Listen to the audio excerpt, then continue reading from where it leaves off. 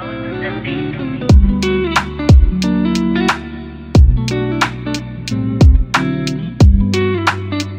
beautiful people of all ages, shapes, and colors, to another episode of the Hit Your Free Throws podcast, where we encourage you to stick to the basics.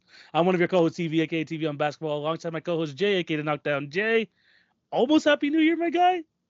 Yeah, man, it's crazy. We're actually wrapping up 2024, another like full year in the books, another recap of a season. This is our second time doing this, I believe, and Yeah, this is our first real time being able to encapsulate so much more than the NBA. We're doing something a little bit different today. I'm gonna let TV explain, but we're really celebrating the game in its totality today, and that feels really good going into 2025.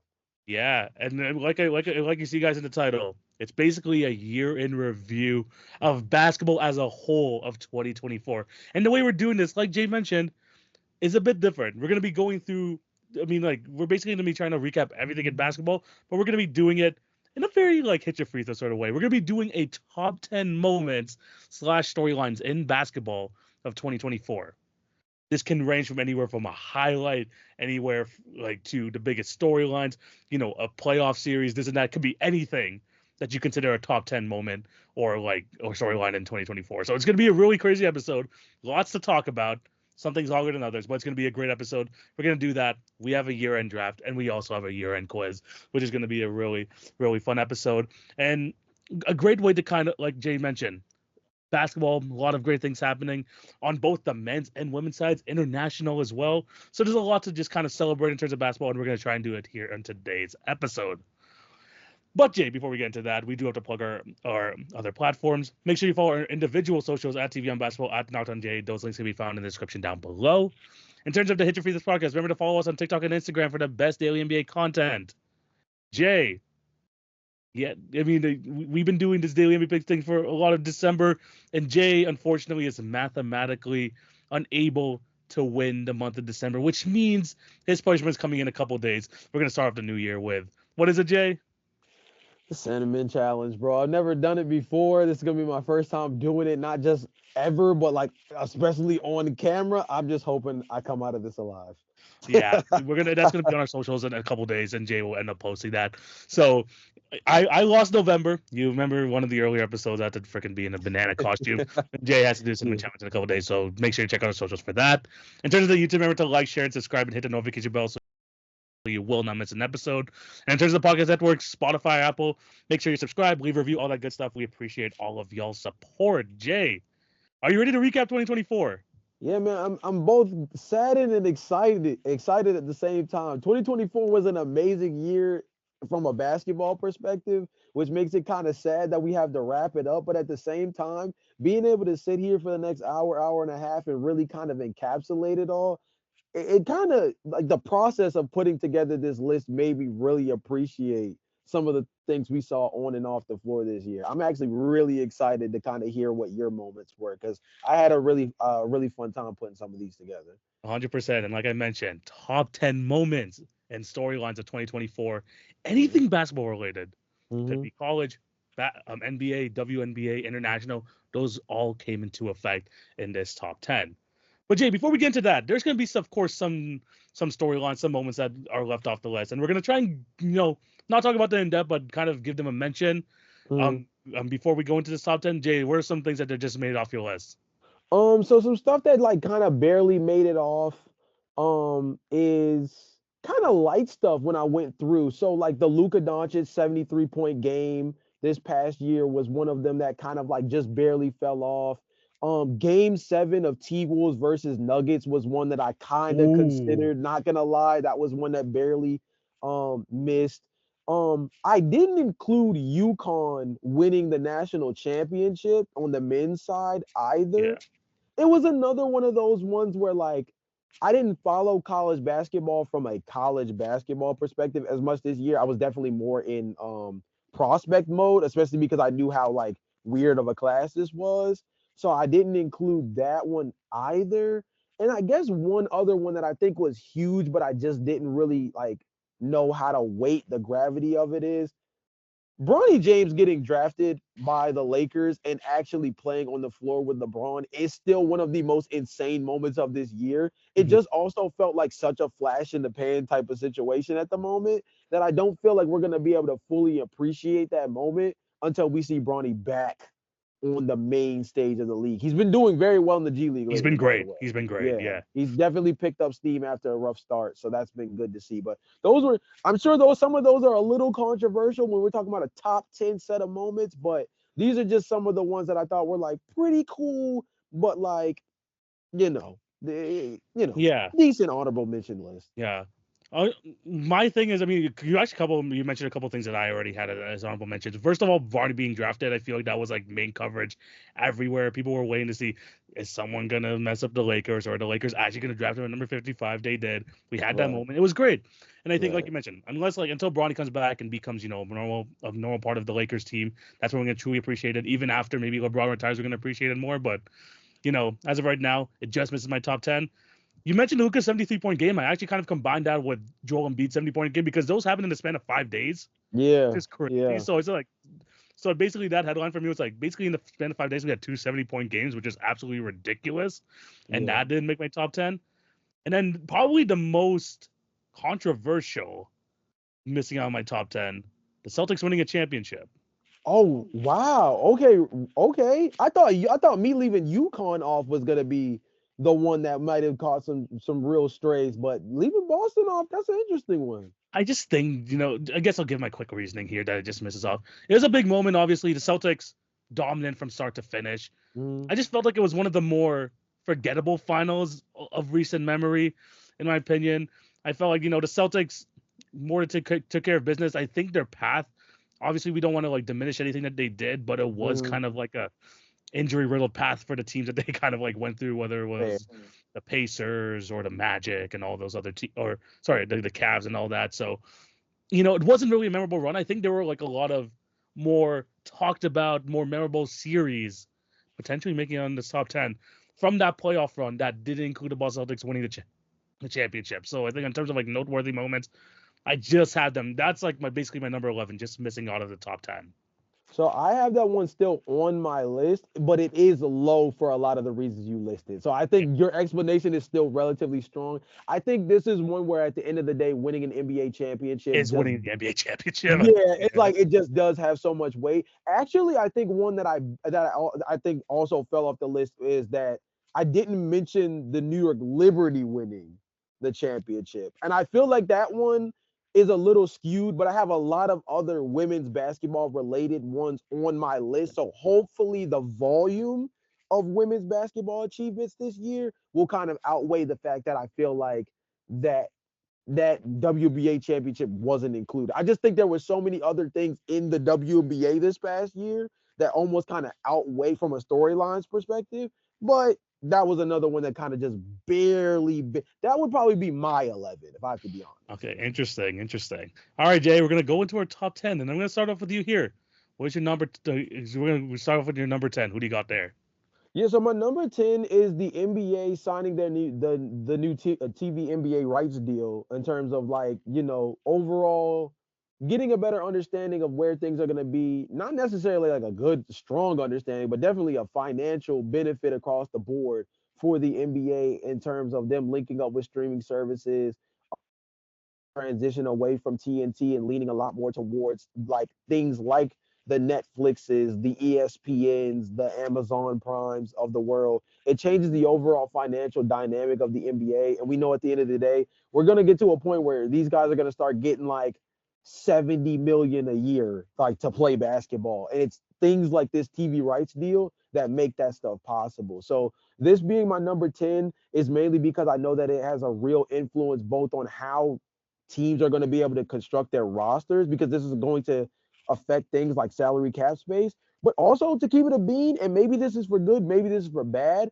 because a lot of people have been talking about viewership being down the NBA lately. A lot of that does have to do with a lot of the TV rights stuff that's taking place in terms of where can we find basketball. So it's both a huge thing for good reasons and a huge thing for bad reasons because the new TV rights deal has created a new viewpoint around the viewership experience as an NBA fan, as a sports fan, dude. Yeah. Netflix is hosting Monday Night Raw today. Not Next today, week. next Next week. week, Next week. next Yeah. week. And SmackDown too. And Yeah, both. They're doing Friday. They're doing Monday Raw and SmackDown next week, which is yeah, so Netflix is gonna have Monday Night Raw and Friday Night SmackDown. They just had both football games on Netflix. If I'm not mistaken, I think the NBA is supposed to be on Netflix sometime this week as well. is it? Oh yeah, Like, no, yeah, that's crazy. That stream. I mean, at the end of the day, the overall distribution is really changing the viewpoint of the game. And that starts with things like this. This big deal that they signed, I think in a way you can say the NBA TV rights deal has opened up Pandora's box for the viewership experience of the NBA moving forward. Maybe this is the initial downslope to what will hopefully be a very positive thing down the line. But nonetheless, controversial or not, it's a huge moment in the year of 2024 because it's going to have long-term ramifications on how we enjoy the game. Oh yeah, no, 100%. And this didn't like personally made that list. I was just gonna talk about kind of like NBA viewership as being like a talking point throughout this entire year in general. Again, Uh-huh. TV rights deal, like you mentioned, that's gonna be huge. Obviously, whenever they sign a new TV rights deal, that's a massive for the athletes involved in terms of like their bags getting up, which is big. But this also is a big deal, like you mentioned. Where are we going to be able to watch these games? Because it was pretty self-explanatory back in the day. You had Right. TNT, you had ESPN, sometimes you had ABC. Those are the freaking cable televised games. Those are the nationally televised ones. Then you Right. had, a couple NBA TV games here and there. But if you're not having those games, you got NBA League Pass. Those were basically the two. And now we got stuff on potentially Prime Video. We got some stuff happening on Netflix. You need to have like so many different streaming services. And this is what NBA fans are kind of calling out for. Viewership is down, but it's not because NBA fandom is lesser compared to previous years. And people are pointing to 3-point shot and everything, whatever, whatever. But Mhm. it's just becoming less accessible just because like we need to pay $12 a month for this service, $12 a month for this service. I have like for some I know like in Portland, sometimes if you don't have cable, you're not gonna be able to watch Portland Trailblazers games because even if you have League Pass, you can't because of the local blackouts. So Mhm. like it's a very like thin line that the NBA has to walk here in terms of wanting to maintain viewership, but also want to have all these partners in terms of being able to expand their game globally. But in terms of viewership, it's going to be interesting to see how things go on going forward. So I think that's a good number 10. Yeah. 100%. For my number 10, man, this guy was a talking point all year, but I want to talk about just these two internet breaking moments that I have for him over here at number 10. Anthony Edwards just absolutely taking over the internet, not just having probably the best offensive player of the year, where he absolutely dunked John Collins into the rim, causing him to almost break his hand, causing John Collins to miss a week because of a concussion because of this, with probably the best dunk of the year, potentially the best dunk of the 2020s. But not only having that, but having the best defensive player of the year last year, getting that game-winning block on the Indiana Pacers. The fact that Anthony Edwards went viral in the middle of the season, but for a defensive play and probably for the best dunk of the year, absolutely crazy. And man, I was looking back at this dunk, just this morning, and I just keep noticing new things about this. Obviously, the Kyle Anderson reaction, the whole bench reaction was crazy, but then I finally got to see Chris Finch freaking, take a little jump there. He jumped when he saw it and kind of turned away because he kind of felt bad for John Collins. I see Colin Sexton looking at John Collins like he's a freaking dead man. Like, there's just so many things making it such a memorable moment this year. And in terms of on-court NBA highlights, Anthony Edwards just owned all of it this year. Yeah. So Anthony Edwards is actually a little bit higher on my list for this season. So he'll just come up briefly later on, not too far away from where you have him at, but still, I think the overall emergence of Anthony Edwards this season gave somebody, an American player to truly cling to. The Yeah, conversation around the NBA in terms of the top players in the league, especially with the changing of guard, we see the Kevin Durant's, the LeBron James, the Steph Curry's, the Paul George, Harden. James Harden. Yes, all of these guys getting so much older, and although they're still hooping and they're still playing at a high level, we know that it's only a matter of time before this baton is going to be handed over. And in a way, Anthony Edwards kind of told us like he's not waiting for that. He's not going to wait.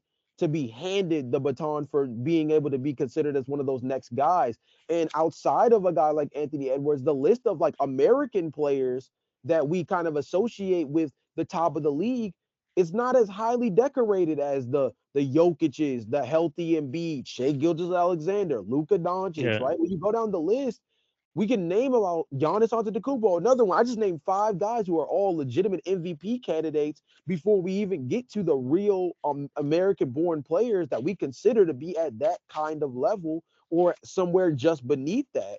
Anthony Edwards, in a real way, last year arrived in a sense, and he put the American-born player kind of back on the map in a sense, by doing it in his own way, Being combining him. Being yes, him. combining personality with his overall play on the floor. Still has one of the best post-playoff shoe commercials I've ever seen. I think it was a commercial associated with like receipts popping out or just like old tweets of everybody talking about like his shortcomings and misgivings and stuff throughout the season and in the postseason. And he's just like, just y'all wait, basically. You know what I mean?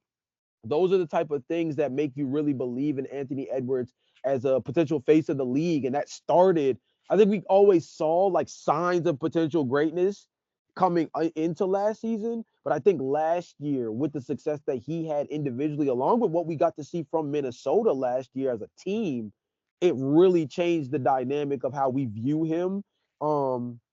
In the pantheon of players that are going to be in the conversation over the next couple of years as like who are the top guys in the NBA. Yeah, I mean, like I think you put it best. This guy didn't wait for the baton; he freaking took it, and this guy was freaking breaking hearts of all of the veterans. Either calling them out in like interviews, calling out the old heads, trying to like do all that. He's just being himself, but he's also like doing it while showing it off on the basketball court, which is absolutely fantastic. Anthony Edwards there for number 10 for me. Jay, what are you on number 9? Yeah, so number nine is both kind of like a play slash experience. So the play itself is the insane ending where Dante DiVincenzo took it upon himself to be the ultimate savior, knock down three in the postseason in one of the craziest into regulation scramblings I've ever seen. Like, and I got to see that live watching this game. Oh, is this the freaking the Knicks 76ers game, right? Yeah, this Yeah. is this is the into. I believe it's game. Is this game five? I think you might be right with game 5, I yeah. believe it's game five. I want to double check just to make sure I have my stuff right. I should have actually included Mhm. that stat in there. But Yeah. excuse me, this was game two. Oh, Wow. sorry. Game. Yeah, no, so this was game two. Dante DiVincenzo goes absolutely insane. You have the back-to-back knockdown threes from Dante DiVincenzo and Jalen Brunson to kind of like close out what was one of the most insane um beginnings to a postseason series we've seen. And that's the moment, but my overall theme that I thought was worthy of the ninth spot was, man, the Nova Knicks concept was just one of the coolest things to talk about throughout the entirety of the season. Now, don't get me wrong, they move on from Dante DiVincenzo and they get another Villanova boy in Mikal Bridges, which unironically still did happen this year. So I Hmm. guess they still kept the theme running. But last season in particular, the Nova Knicks concept was just this overarching storyline paired with the fact that they were just playing so well. They were doing it without Julius Randle for a good portion of the season, doing it without Mitchell Robinson for the good portion of the season. And it was kind of like just a bring your lunch pail like concept that just like kind of like is what the blue collar version of New York Knicks basketball has always kind of looked like.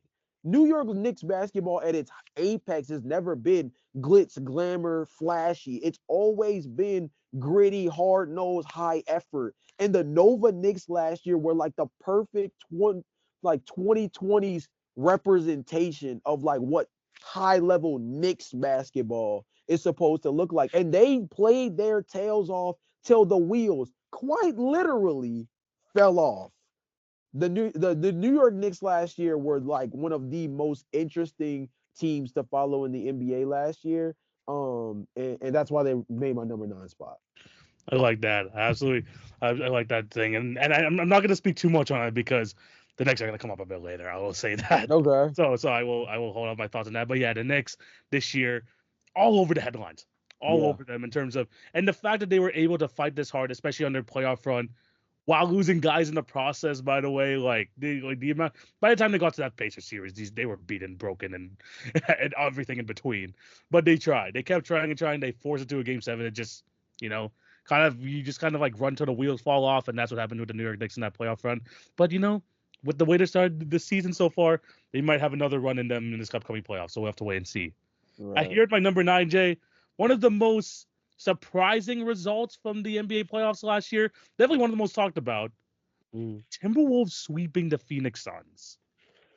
Yeah. Now, this was definitely interesting because, gee, you've got to remember, at the end of last season, we basically had that three-way tie at the top of the Western Conference between the Denver Nuggets, the Oklahoma City Thunder, and the Minnesota Timberwolves.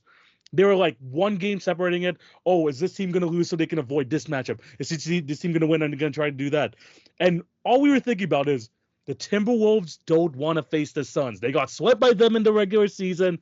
They've basically had their whole number, and they didn't want to face them in this 2-7 matchup. People were calling for the Timberwolves to lose that game in the regular season, that final game. They won it.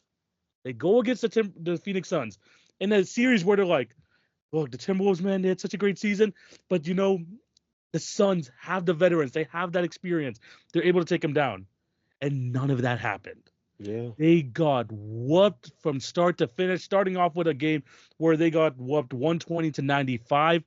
And honestly, in terms of sweeps, one of the most entertaining sweeps, ending off in a game 4 where the Suns had like a double-digit lead and the Timberwolves came all the way back. Devin Booker had a 49-point performance here. But Anthony Edwards, we talk about his starting throughout this year. This man became an absolute superstar in this playoffs, averaging 31, 8, and 6.5 assists. This is where we're like, okay, he's not just an offensive player. This guy can bring it on the defensive end, and he can lead his team as a number one guy past Kevin Durant, Devin Booker, and Bradley Beal in an absolutely insane series. In a series where I would say like 40 to 50% of people thought that the Suns would win it, and it just went completely the other direction. I think it was one of the most. That was one of the series I was covering when we were doing those like game to game recaps of the playoffs, and just seeing how this whole series unfolded, seeing the star of Anthony Edwards just grow and grow brighter as a start to this amazing Timberwolves playoff run. I had to put him at number 9. Yeah, no, I feel you. I mean, that was one of those series that I remember when it was over, we both kind of came onto the next podcast after game 4, shaking our heads like, yo, we didn't see this coming. We didn't see this coming at all. Like it was one of those experiences where you kind of look at it. And I remember when we were picking for the series, I was like, I just trust Kevin Durant and Devin Booker as a tandem more than I trust Anthony Edwards and Karl Anthony Towns at the time to really get the job done. And man, I mean, people were just freaking wondering, is this a regular season team? And after this series, like, oh no, this team is legit. This team is yeah, like I legit. mean, it completely changed the perspective. And again, I brought this up as a series that ended up just falling off my top 10 list, but it translated throughout the entirety of the postseason because again, they went into another series against the Denver Nuggets, highly underrated going into that series. And not only were they extremely competitive, they got the job done in like very, very dominant fashion with a In very game unique 7, in that play game style. 7, yeah. It was in game 7, but it was in a very physical style of play. Yeah. They were able to do it in a way that involved really being able to contain Nikola Jokic, aka the guy that we deem the best player in the entire league, right? And they were able to do so under the adversity of being in a situation where, like, even though they had just proven themselves, in a situation against the Phoenix Suns, they were still considered as Doubted. Yeah, significant they were so underdogs. doubted. You know what I'm saying? They were still viewed as significant underdogs going into that series. And again, another situation where they flipped Vegas on its head, dude. They flipped us all over and told us like, "Hey, bro, like, yo, we're way further along than you guys think." Now, this season hasn't been a great I representation was of I was that, gonna say, but and after that run, they decided to trade Karl Anthony Towns. Yeah. hey, man, nobody told us the organization was competent, but Uh, they sure know how to keep some talented players on the roster. Not named Karl Anthony Towns, I guess. yeah, but yeah, no, that was crazy, and that honestly, just that series of, I just consider this kind of the arrival of the Minnesota Timberwolves, where again, still trying to prove that they're not just a regular season team, to go up Yeah. against this veteran-led, Kevin Durant, who's been to the finals plentiful of times, and just Right. absolutely beat the brakes off of this team, forcing this team to fire their head coach and like reevaluate everything. Like, this is a team that was better to win the championship that season, and they just absolutely beat the brakes off them, which is Yeah. crazy. So yeah, I have the Wolves sweeping the Suns. Jay, what do you got at number 8? So we're gonna go over to women's college basketball for a second, and I have to talk about easily my favorite player in women's college basketball right now, and that's gonna be the Juju Watkins experience. Last season as a freshman, she did some stuff as a freshman basketball player that I think the normal basketball fan just did not appreciate to the point that it needed to be respected. So I'm gonna list off some stuff. Just bear with me. Last season, 920 points was the most in NCAA Division One's women's basketball history in a given season. That was a record, or the previous record of 898. That stood for what would be the equivalent to exactly 40 years to date. She averaged 27 points per game last year, which was second behind only one person, being Caitlin Clark the season prior, who set the world on absolute fire. Unanimous first team All American, All Pac 12, WBCA Freshman of the Year. Um, Scored 32 to open the season, which was also the most in program history in their first game as a freshman. Like, if you go down the list, she just had one of the most outstanding offensive seasons that we've ever seen in college basketball. Notice I didn't say in women's college basketball. She had one of the most outstanding seasons we've seen in college basketball. TV, I've been a women's college basketball fan long enough to have seen the Arika Egumbawales, the Skylar Diggins of the world come through this stage of basketball and see some of the more elite. I saw Brittany Griner, at her apex in college at Baylor. Like, I've seen some of the most elite players that have now really shined in the WNBA have really strong college careers. None of them have started their college career off the way that Juju Watkins did last season. And man, she's easily my favorite player in women's college basketball. I have a pretty strong top five, but she's easily number one for me. People like players like Juju, man, just make me like want this like 4-year commitment from, for to be in a WNBA draft to just be lesson, man. Imagine having like like WNBA is at such a high right now in terms of like visibility, popularity. Imagine Yeah. now bringing in a Paige Beckers, now bringing in a Juju Watkins, just to kind of add fuel to the fire. I think that type of stuff would be fantastic. And I think Juju mentioned in an interview like the other week, like you know she's not a huge fan of the whole thing. I mean, she's gonna of course abide by it. That's the rules of the league, but Right. she would rather be able to go into WNBA now, and I get it. I wish that those stuff kind of accelerates to the point where we kind of have these like women in the league, because I think that we are in such a high right now that if you just keep adding fuel to the fire, this league will just continue to blow up. So Yeah. like seeing her absolutely dominate college basketball makes me super excited in a couple years to see what she's able to do, man. Because she's one of those special talents, man. One of those like, and potentially, I mean, like I don't know if you see this too, but probably potentially one of the best college prospects ever going into the WNBA. I mean, she's definitely asserting herself as one of those prospects that is going to be considered generational when the time comes. That's Yes. for certain. And the thing to keep in mind too is, for those who are avid college basketball fans, especially in the women's space, her entire freshman class is going to be like a force to be reckoned with come that time. So, like, keep your eyes on the freshman class from 2023, 2024, because let me tell you something, dude. Like, the influx of talent we have coming in over the next couple of seasons, paired with the expansion of the WNBA, paired with the fact that you have things like Unrivaled, which is gonna come up a little bit later in the episode actually, or the additional kind of like TV rights agreement stuff that's starting to Yes. slowly build out with the WNBA as well. This is only going to become more and more special, like as we go along, dude. So it's just really good to already have names to face, to players to look forward to at the next level. And it also just makes you enjoy college basketball a lot more, which I felt like for a little minute there was a little bit of a decline in the interest of college basketball outside of March Madness. And the last 2 to 3 seasons have really elevated the interest. 100%. I do like that choice at number 8.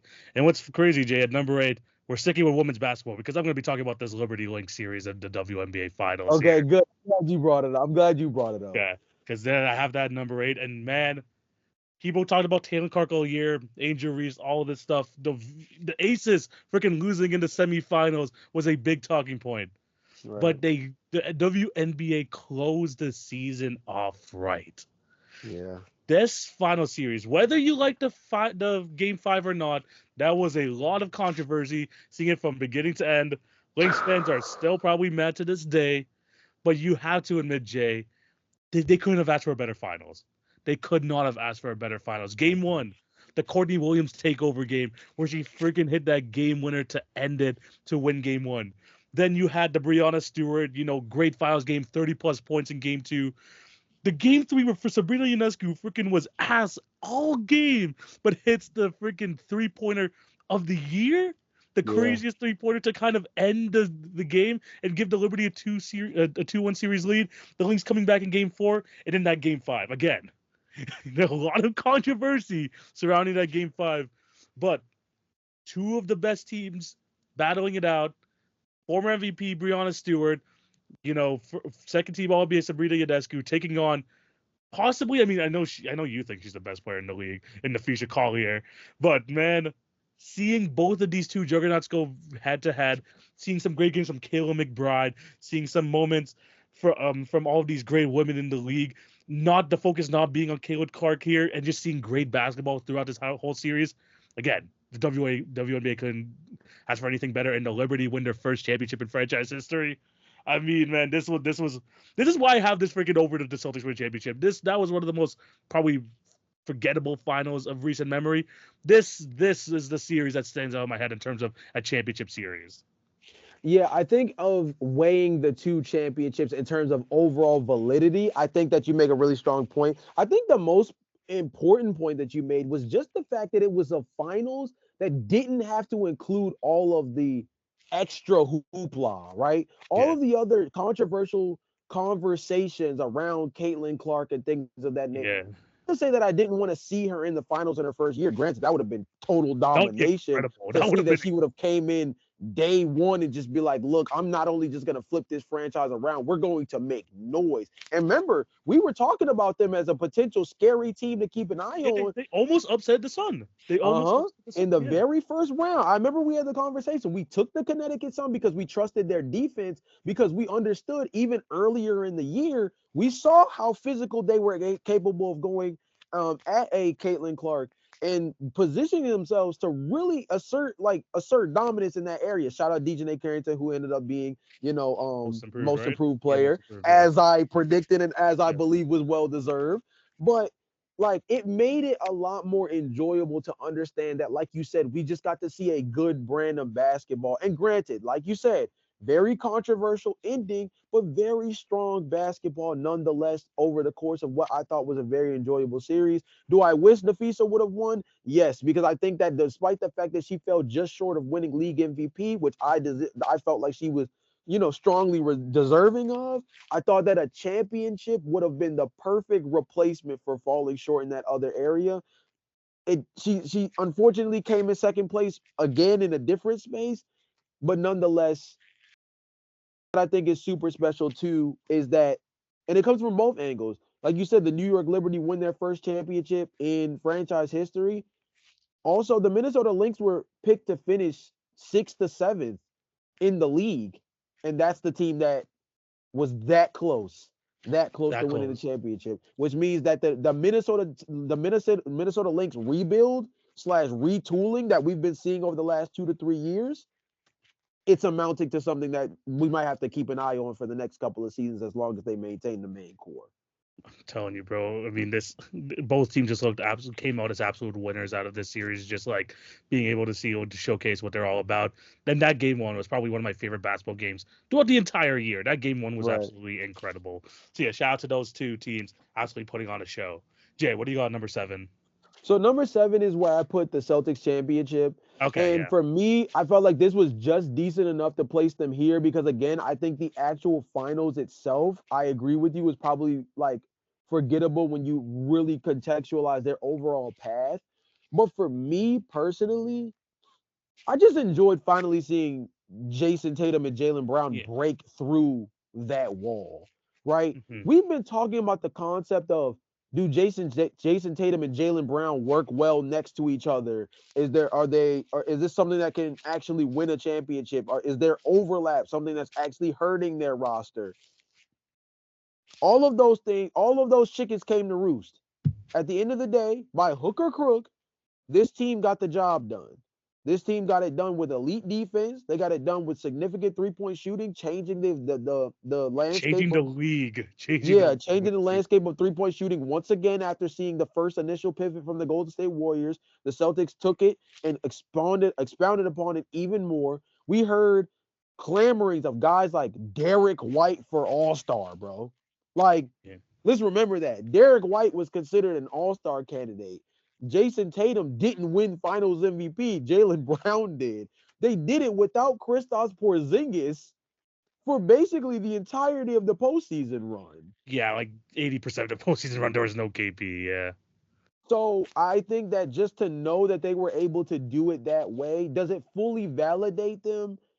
I would say it's a struggle to say that given the pathway, but at the end of the day, 10 years from now, we're not going to say the Celtics had a weak path to the finals. We're going to say Jason Tatum, at bare minimum, is a one time champion. We're going to say that Drew Holiday is now won a championship on two different Eastern Conference teams as an All NBA defensive caliber player, right? These are the kind of things that we're going to associate with these players years down the line when we're having conversations about their Hall of Fame equity and where do we, rank certain players in the pantheon of the greats once their careers are over, right? So at the end of the day, by hook or crook, I think the Celtics championship has created a new narrative around some of the players on that team.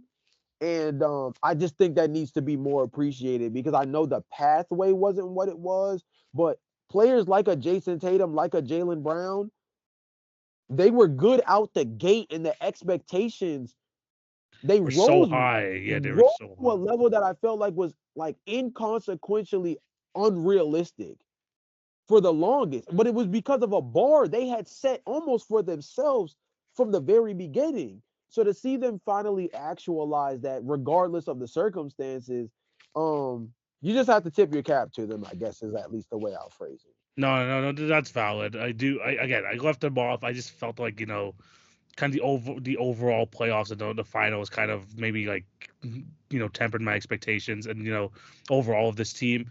But the storyline I think I liked best about this was seeing how patient the Celtics team were because like you mentioned, people were trying to break up freaking Brown and Tatum for years. Yeah. Like people have been saying, oh, they occupy each other's space. Oh, these two guys, overlapping play styles, this and that. When in actuality, when you have two All NBA level talents, two top 15 players in basketball, Yeah. you make things work. That's Yeah. basically what it is.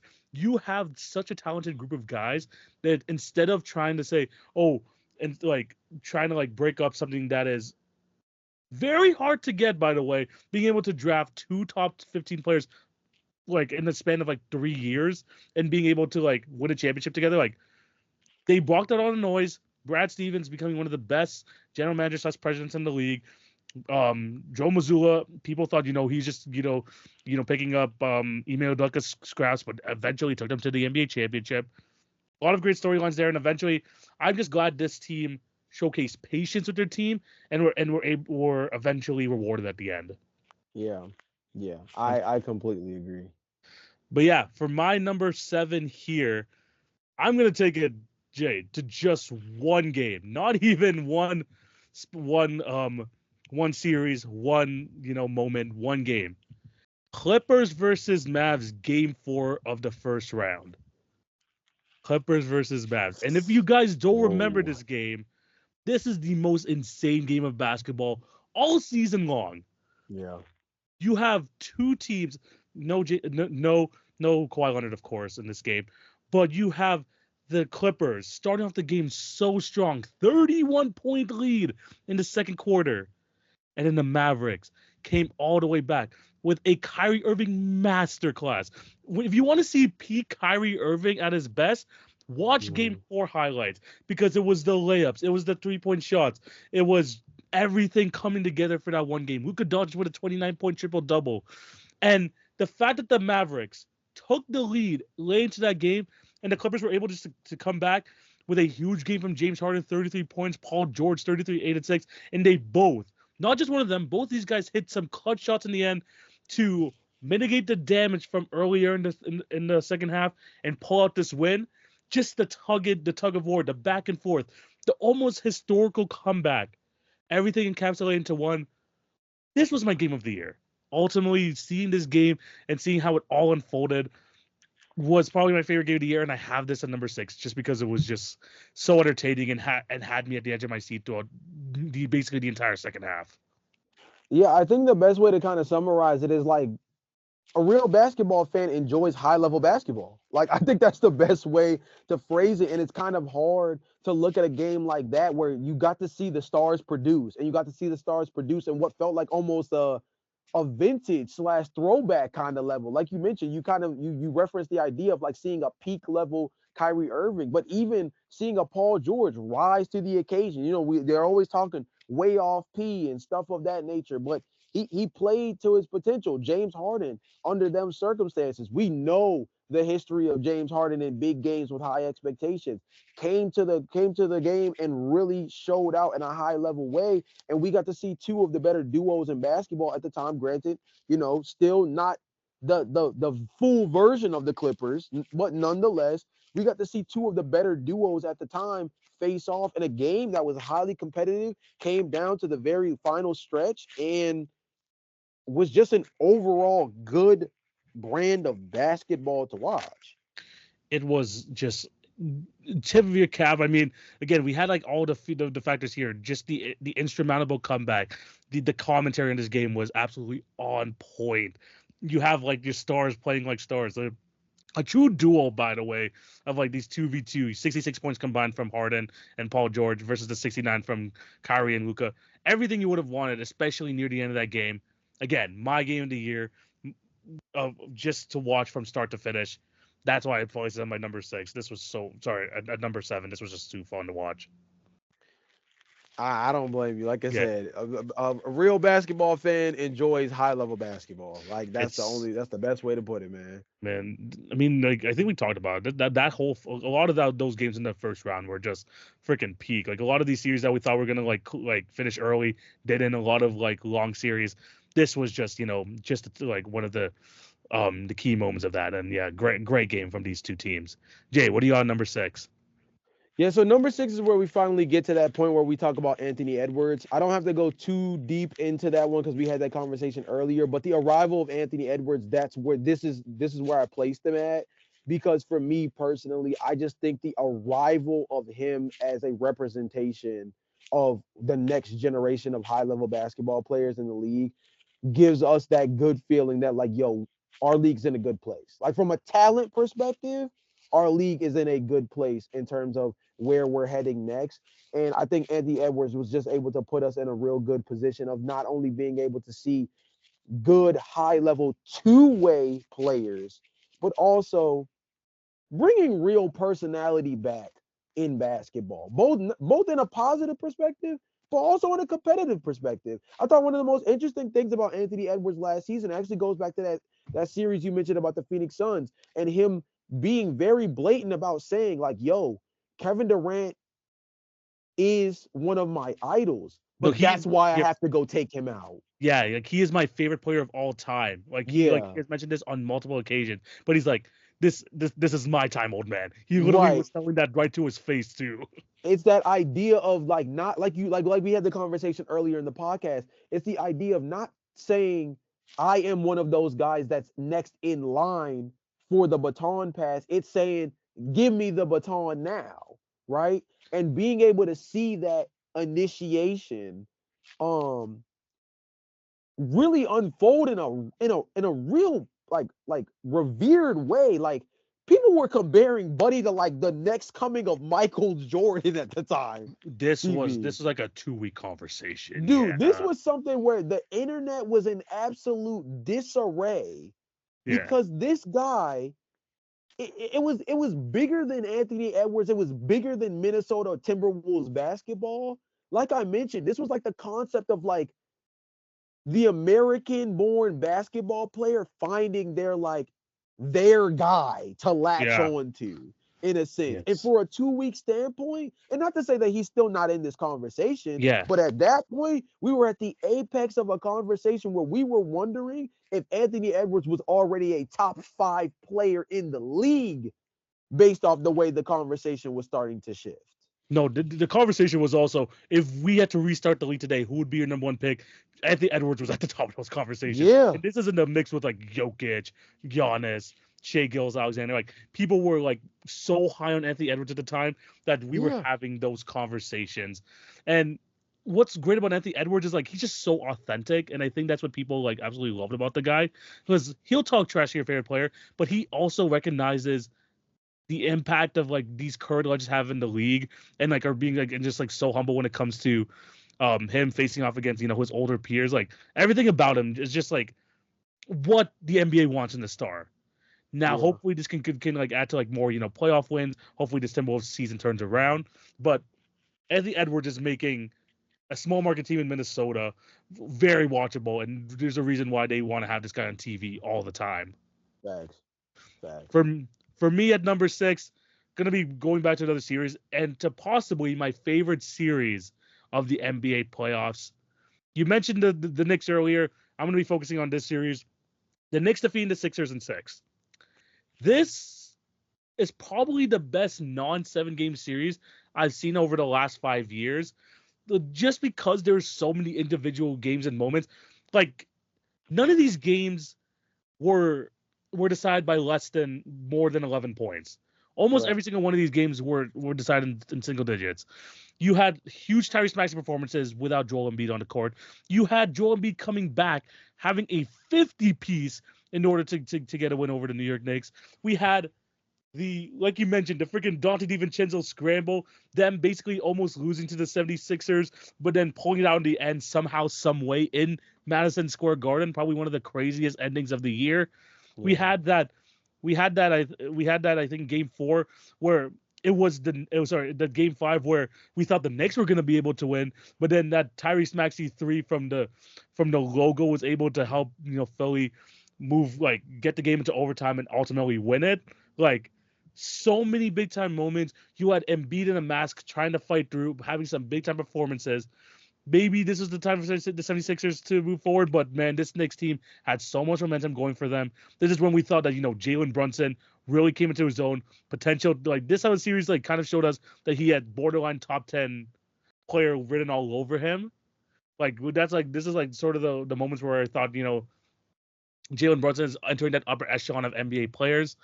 And just a lot of people latching onto the players like Josh Hart, who sometimes didn't have the biggest game, but would hustle every possession. Dante DiVincenzo really making his stamp on the New York Knicks. Just so many great moments.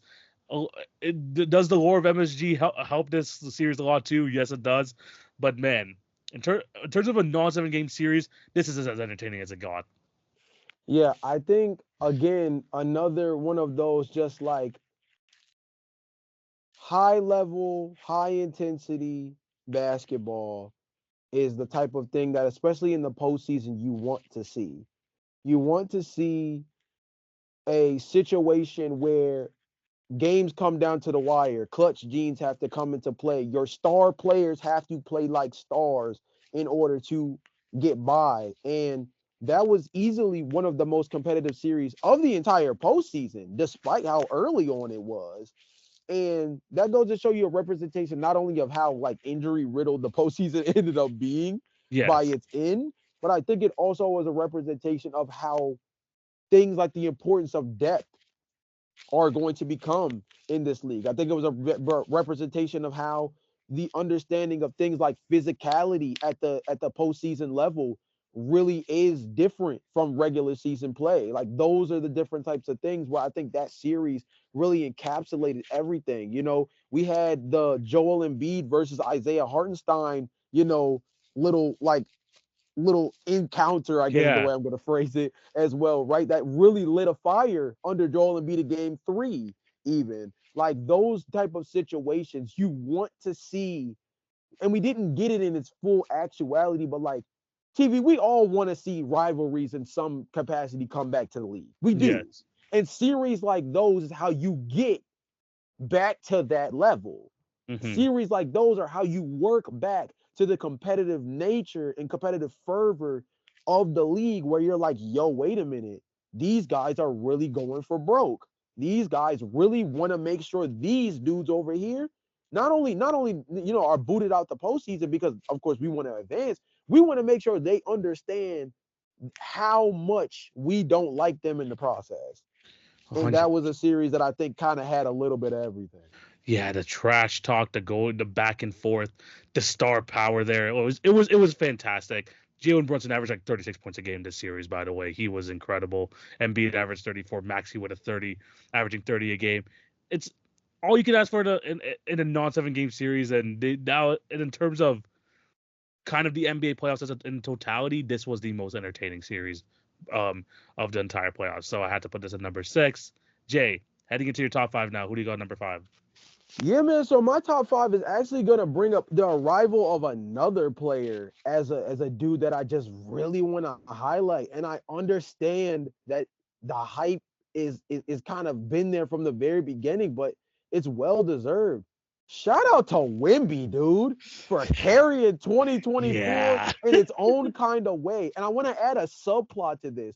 Wimby versus Chet is going to be something we are going to have to keep our eyes on for a long time, bro. If these two guys can stay healthy, bro, oh my goodness. The potential rivalry between these two guys alone, being two Western Conference teams in the, in the southern, in the southern area, two teams that are both kind of building. Granted, the Oklahoma City Thunder are much further ahead in the championship picture than the San Antonio Spurs are right now.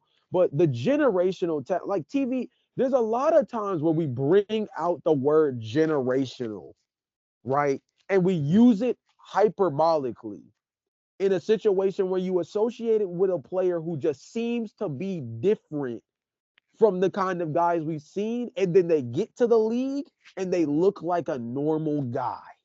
Hmm. Victor Wembanyama is anything but normal. They're calling Buddy the alien for a reason. That is the most valid nickname for a rookie ever, Dude, honestly. I mean, that the arrival of Victor Wembanyama has created a dynamic in which you have to you just view two like Victor Wembanyama to me, bro, is a like a small cog in a bigger representation of the kind of player that is going to be highly valued, not just like in like the distant future, like in the immediate future. The two-way big man with the ability to put the ball on the floor, shoot from the mid-range, be dangerous around the rim, both with the ball in his hands and as a defender, shot blocker, like that revolutionized version of playing high level basketball at the center position. We're seeing it now with beyond Wimby, Chet Holmgren, Evan Mobley this season has been a good representation of building on his game in a way of being again another real defensive menace while having a very strong on-ball offensive game, right? Like this archetype of the 6'11 to 7 God knows how tall individual who can step out, shoot the ball at a decent clip. Wemby's not shooting like exponentially crazy or anything, No, but but like, he this season's shooting is improving and leaps and bounds. Yeah. the willingness is also super important, paired with the overall intimidation factor on defense. It basically Victor Wembanyama and Chet Holmgren together to me took what Kristaps Porzingis hypothetically was always supposed to be at the apex of what we thought he was, healthy in a Knicks uniform, and they've taken it to a level that feels like almost video game esque. And it's just, I mean, it's been a sight to behold, dude. 100%. And I'm gonna tell you right now, I'm not gonna speak much on this because I'm gonna say my piece a little bit later on because he is definitely this is not the last time we're gonna hear from Victor Wembanyama on this list. But that is a very valid place to put Victor Wembanyama at. He's incredible, and I'm gonna continue to talk more about it later on this list. But at number 5 for myself, the trade that no one saw coming, and I think like just kind of took the NBA world by storm right before trade camp started. Karl Anthony Towns to the New York Knicks. I'm putting there at number 5. Just how that all transpired, because you have to remember people have been clamoring for the Timberwolves to kind of keep this core together for another year because of how well things went in the NBA playoffs. And yes, there was the whole luxury cap thing looming, the whole second apron, the boogeyman that no one ever wants to touch. But Right. but I mean, the second apron could honestly be on this list just because like No, everyone's so I debated including the second apron, honestly, kind of within the NBA new TV rights yes, deal aspect. yeah, And I think in a way you kind of can, but the boogeyman that is the it's, second apron, like you almost think it's a guy, bro. Like you almost think it's yes. a dude walking around franchises like, nope, you can't aggregate. Nope, Nope, you nope, can't you do can't this. go You can't past do it. that. Nope, Nope. you know what I Oh, mean? It's just like I'm gonna, even though they're like, oh, I'm gonna take a first round pick from you. No, they don't want to do. They don't want to go anywhere near that. So, right. so people like we knew this was gonna happen for the Timberwolves, but they did so well in the last playoffs that they're like they have to run it back. We have to kind of Right, see how this team is gonna grow. right, But no, they pulled the trigger. They traded for what we thought was an okay package at the time in Dante DiVincenzo right. and Carl and Julius Randle. But Carl Anthony Towns going to New York after spending what his last 10 years as a member of the Minnesota Timberwolves, Yeah, absolutely insane to like have this sort of blockbuster trade right before the season. A lot of Damian Lillard trade from the season prior, but right. just seeing the direction both of these teams have took. The Knicks on a 7-game winning streak right now, almost taking over the Boston Celtics as a number 2 seed. This is how well they've been playing, and seeing how the Timberwolves, how backwards they've gone since this trade has happened after Yeah, having such a legendary, non-finals run is was absolutely crazy. And the fact that this trade even happened in the first place, where there were no rumors, there was nothing leading up to it. There was just, those cryptic tweets from Karl Anthony Towns saying, "Oh my goodness." There was just like these little rumblings, literally 5 minutes before the trade, because no one predicted this was gonna happen. But the fact that this pulled through and grabbed NBA Twitter for like 10 minutes, like at the edge of their seats, and it finally happened was absolutely crazy. And especially because there was nothing like there's so many trades that there was so much lead up going up to it. There was nothing literally like there was nothing for this trade going for like that like kind of led up to it. And I felt that was like one of the crazier trades that happened, especially in recent NBA history. yeah. I think the context behind it really matters because I mean, we had this conversation all season. Somebody was going to bite the bullet, and it felt like Karl Anthony Towns was always going to be the guy. The salary construct of the Minnesota Timberwolves was one that warranted a situation where they were going to have to do something. And granted, I don't know if this something really solved their overall problem, but it was something that they felt like they needed to do in order to give themselves real flexibility. Now, they still have to worry about who is going to be the next guard after Mike Conley. They have to worry about, are they going to be able to pay Nickeil Alexander Walker this upcoming summer? They have to worry about Nas Reed, who actually is going to be I think he has one more year before he is in conversation. They have to worry about, are they going to pay Julius Randle this summer? Like, they still have other issues that they're going to have to address. But the fact that they came off of the season they had only for this to have to be the result, it stings that much more because we knew it was coming down the pipeline, but it hurts more when you saw just how good they really could be when they had it all figured out. Yeah, and it also sucked that we had to break up the Nova Knicks before they even got to play together too. Yeah, Like true. That's that another good storyline as point. well. Like it, like just so many things like kind of sent the NBA world ablaze. Like Yeah, everyone was like talking about this. Carl Anthony Towns was on podcast like was on like like Jalen Brunson's podcast a week later. This is how yeah, crazy all these things were conspiring, and yeah, probably like out of nowhere again 3 days before training camp. Shams and Woj like set the NBA ablaze with this news, and it was just yeah. probably one of the craziest things to happen basically in this like new like season like that's happening right now. So this trade it just made my list. Yeah, I don't blame you for including this one at all. Blockbuster trades are always going to be a significant headline when we're talking about the NBA. But more so than anything, the fact that you just give the context of all the moving pieces. You even mentioned the Dante DiVincenzo, who we talked about knocking down one of the biggest shots of the entire postseason last year. Yeah, A real hero for this Knicks team last season. and gets traded. His Sacrifice.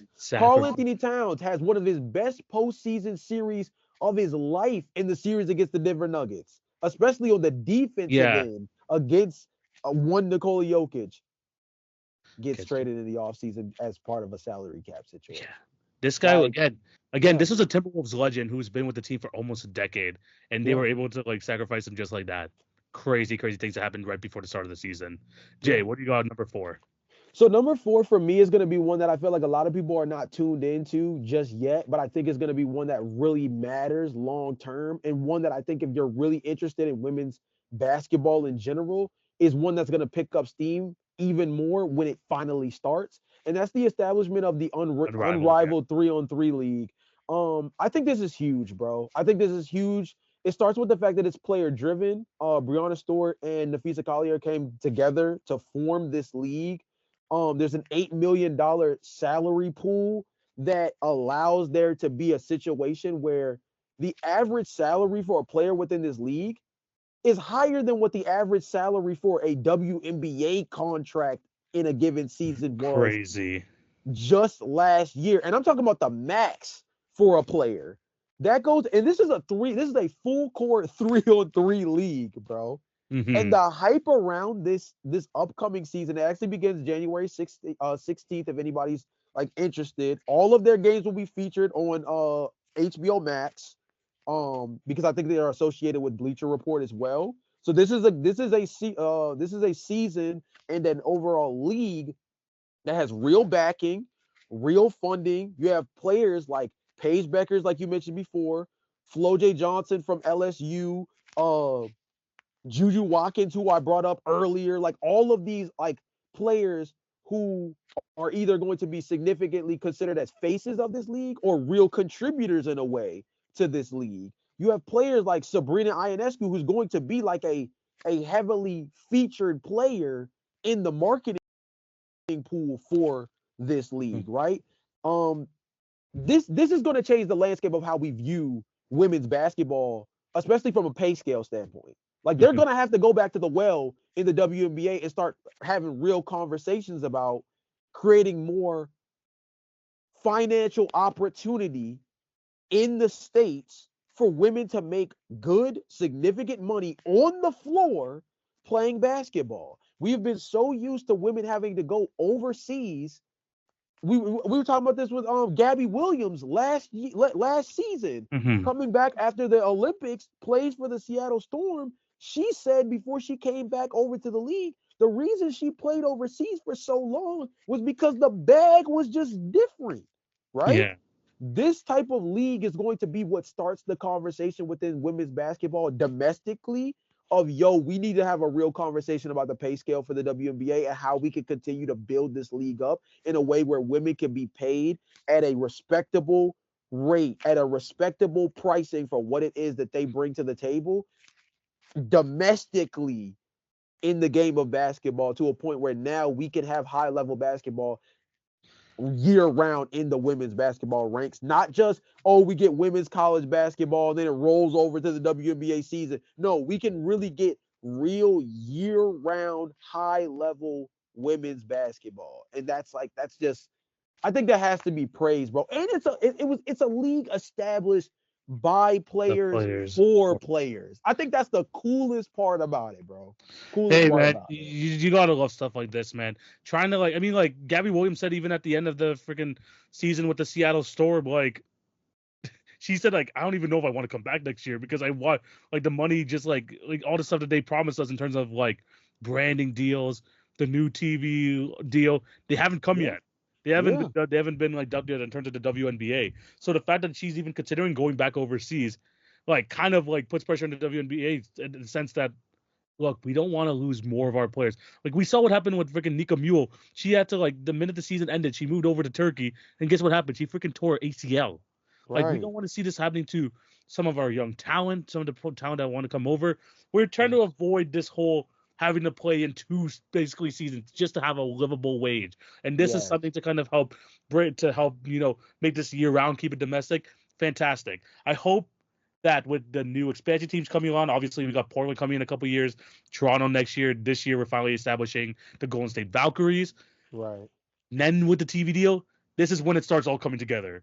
This is what I'm Yes. talking about too, with like Paige Becker's coming in next year. When we have Flau'jae Johnson, we have um we talked about Juju Walker's coming in a couple years. This is like where it starts with WNBA, and they just have to just let the train continue to roll with the TV deal and everything else. They have a pathway. There is a pathway there for domestic um women's basketball to really be profitable and also great for the players going down the line. They just have to follow it. We started with the Caitlin Clark popularity. Now we have like so many things coming into place. There's a pathway. And I think the WNBA, if they just follow it, they're going to be in a good place in the near future. My biggest thing and the best way for me to summarize this, and I think you made a really good point towards the end of what you said about the WNBA riding this wave. This league has never seen exposure like what it's seen in the last season. I'm Not even saying it is close. like, and when I say last season, I mean legitimately like the last 6 to 7 months, Yes. right? Ride the wave, bro. This is the biggest showcase. Don't This fight it. year, Don't fight the wave. Like just ride don't the wave. fight the wave. Perfect way to phrase it, Uh, TV. Don't fight the wave, bro. Last year and this upcoming season is going to be the perfect marriage. I'm talking about the unrivaled season, the next upcoming WNBA season. This little 2 year window where things are starting to really percolate.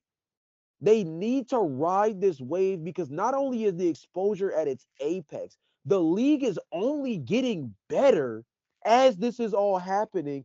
And leagues like Unrivaled create a showcase that there is a real opportunity in women's basketball domestically in a way that also makes it easier for us to consume at a yeah. high level as well. Yeah, and hopefully, man, this not only do that, but even for the future of women's basketball, that these like being able, like you mentioned, consuming the product, being able for these little girls to go in and say, you know what, this is something I could do down the line. This is something Yeah. I want to do. Becoming a professional athlete can be something where I can be on the big stage and actually like make money and not have like this like crazy thing they have to go through and play in two leagues and stuff like that.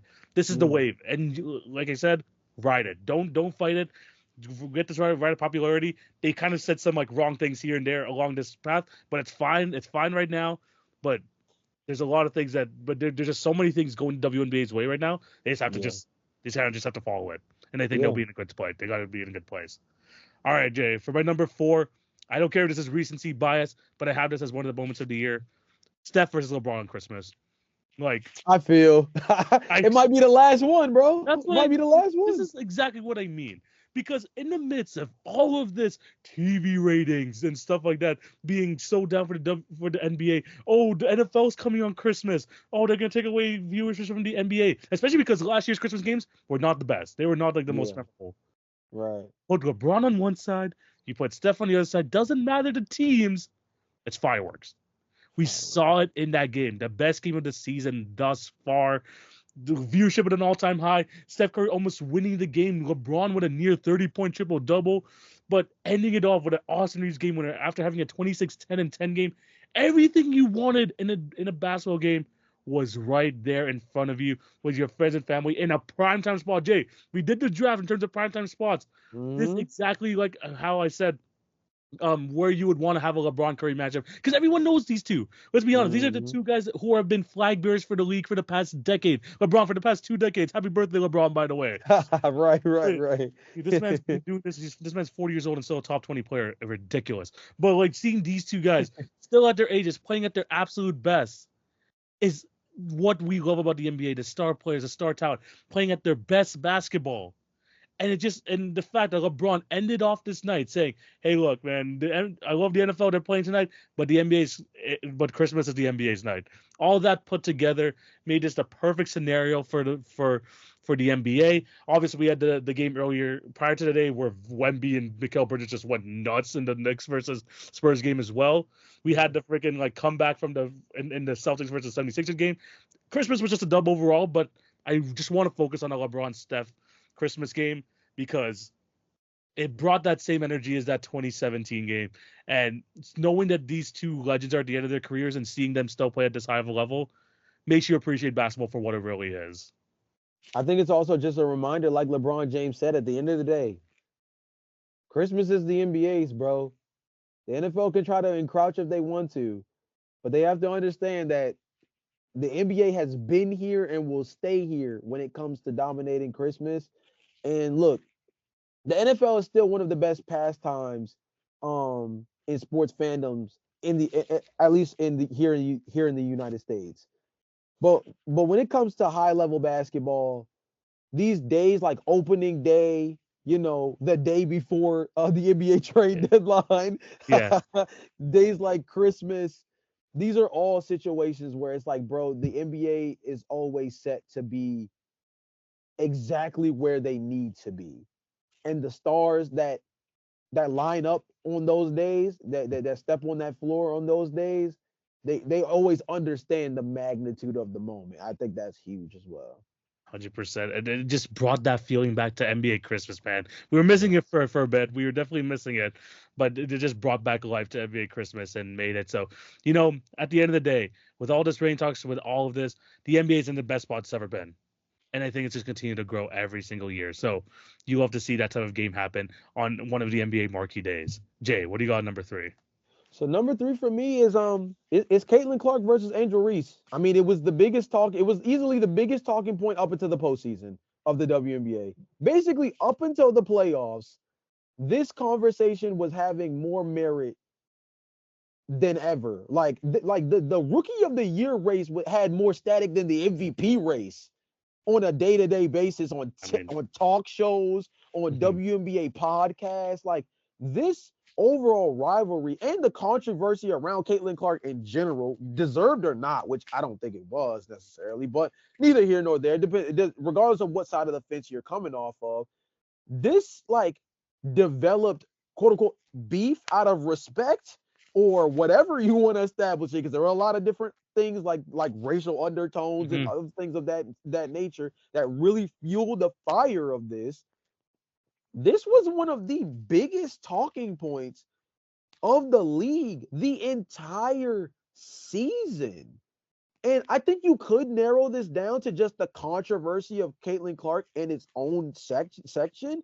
But I think like Caitlin Clark having an antithesis actually only fueled the fire more.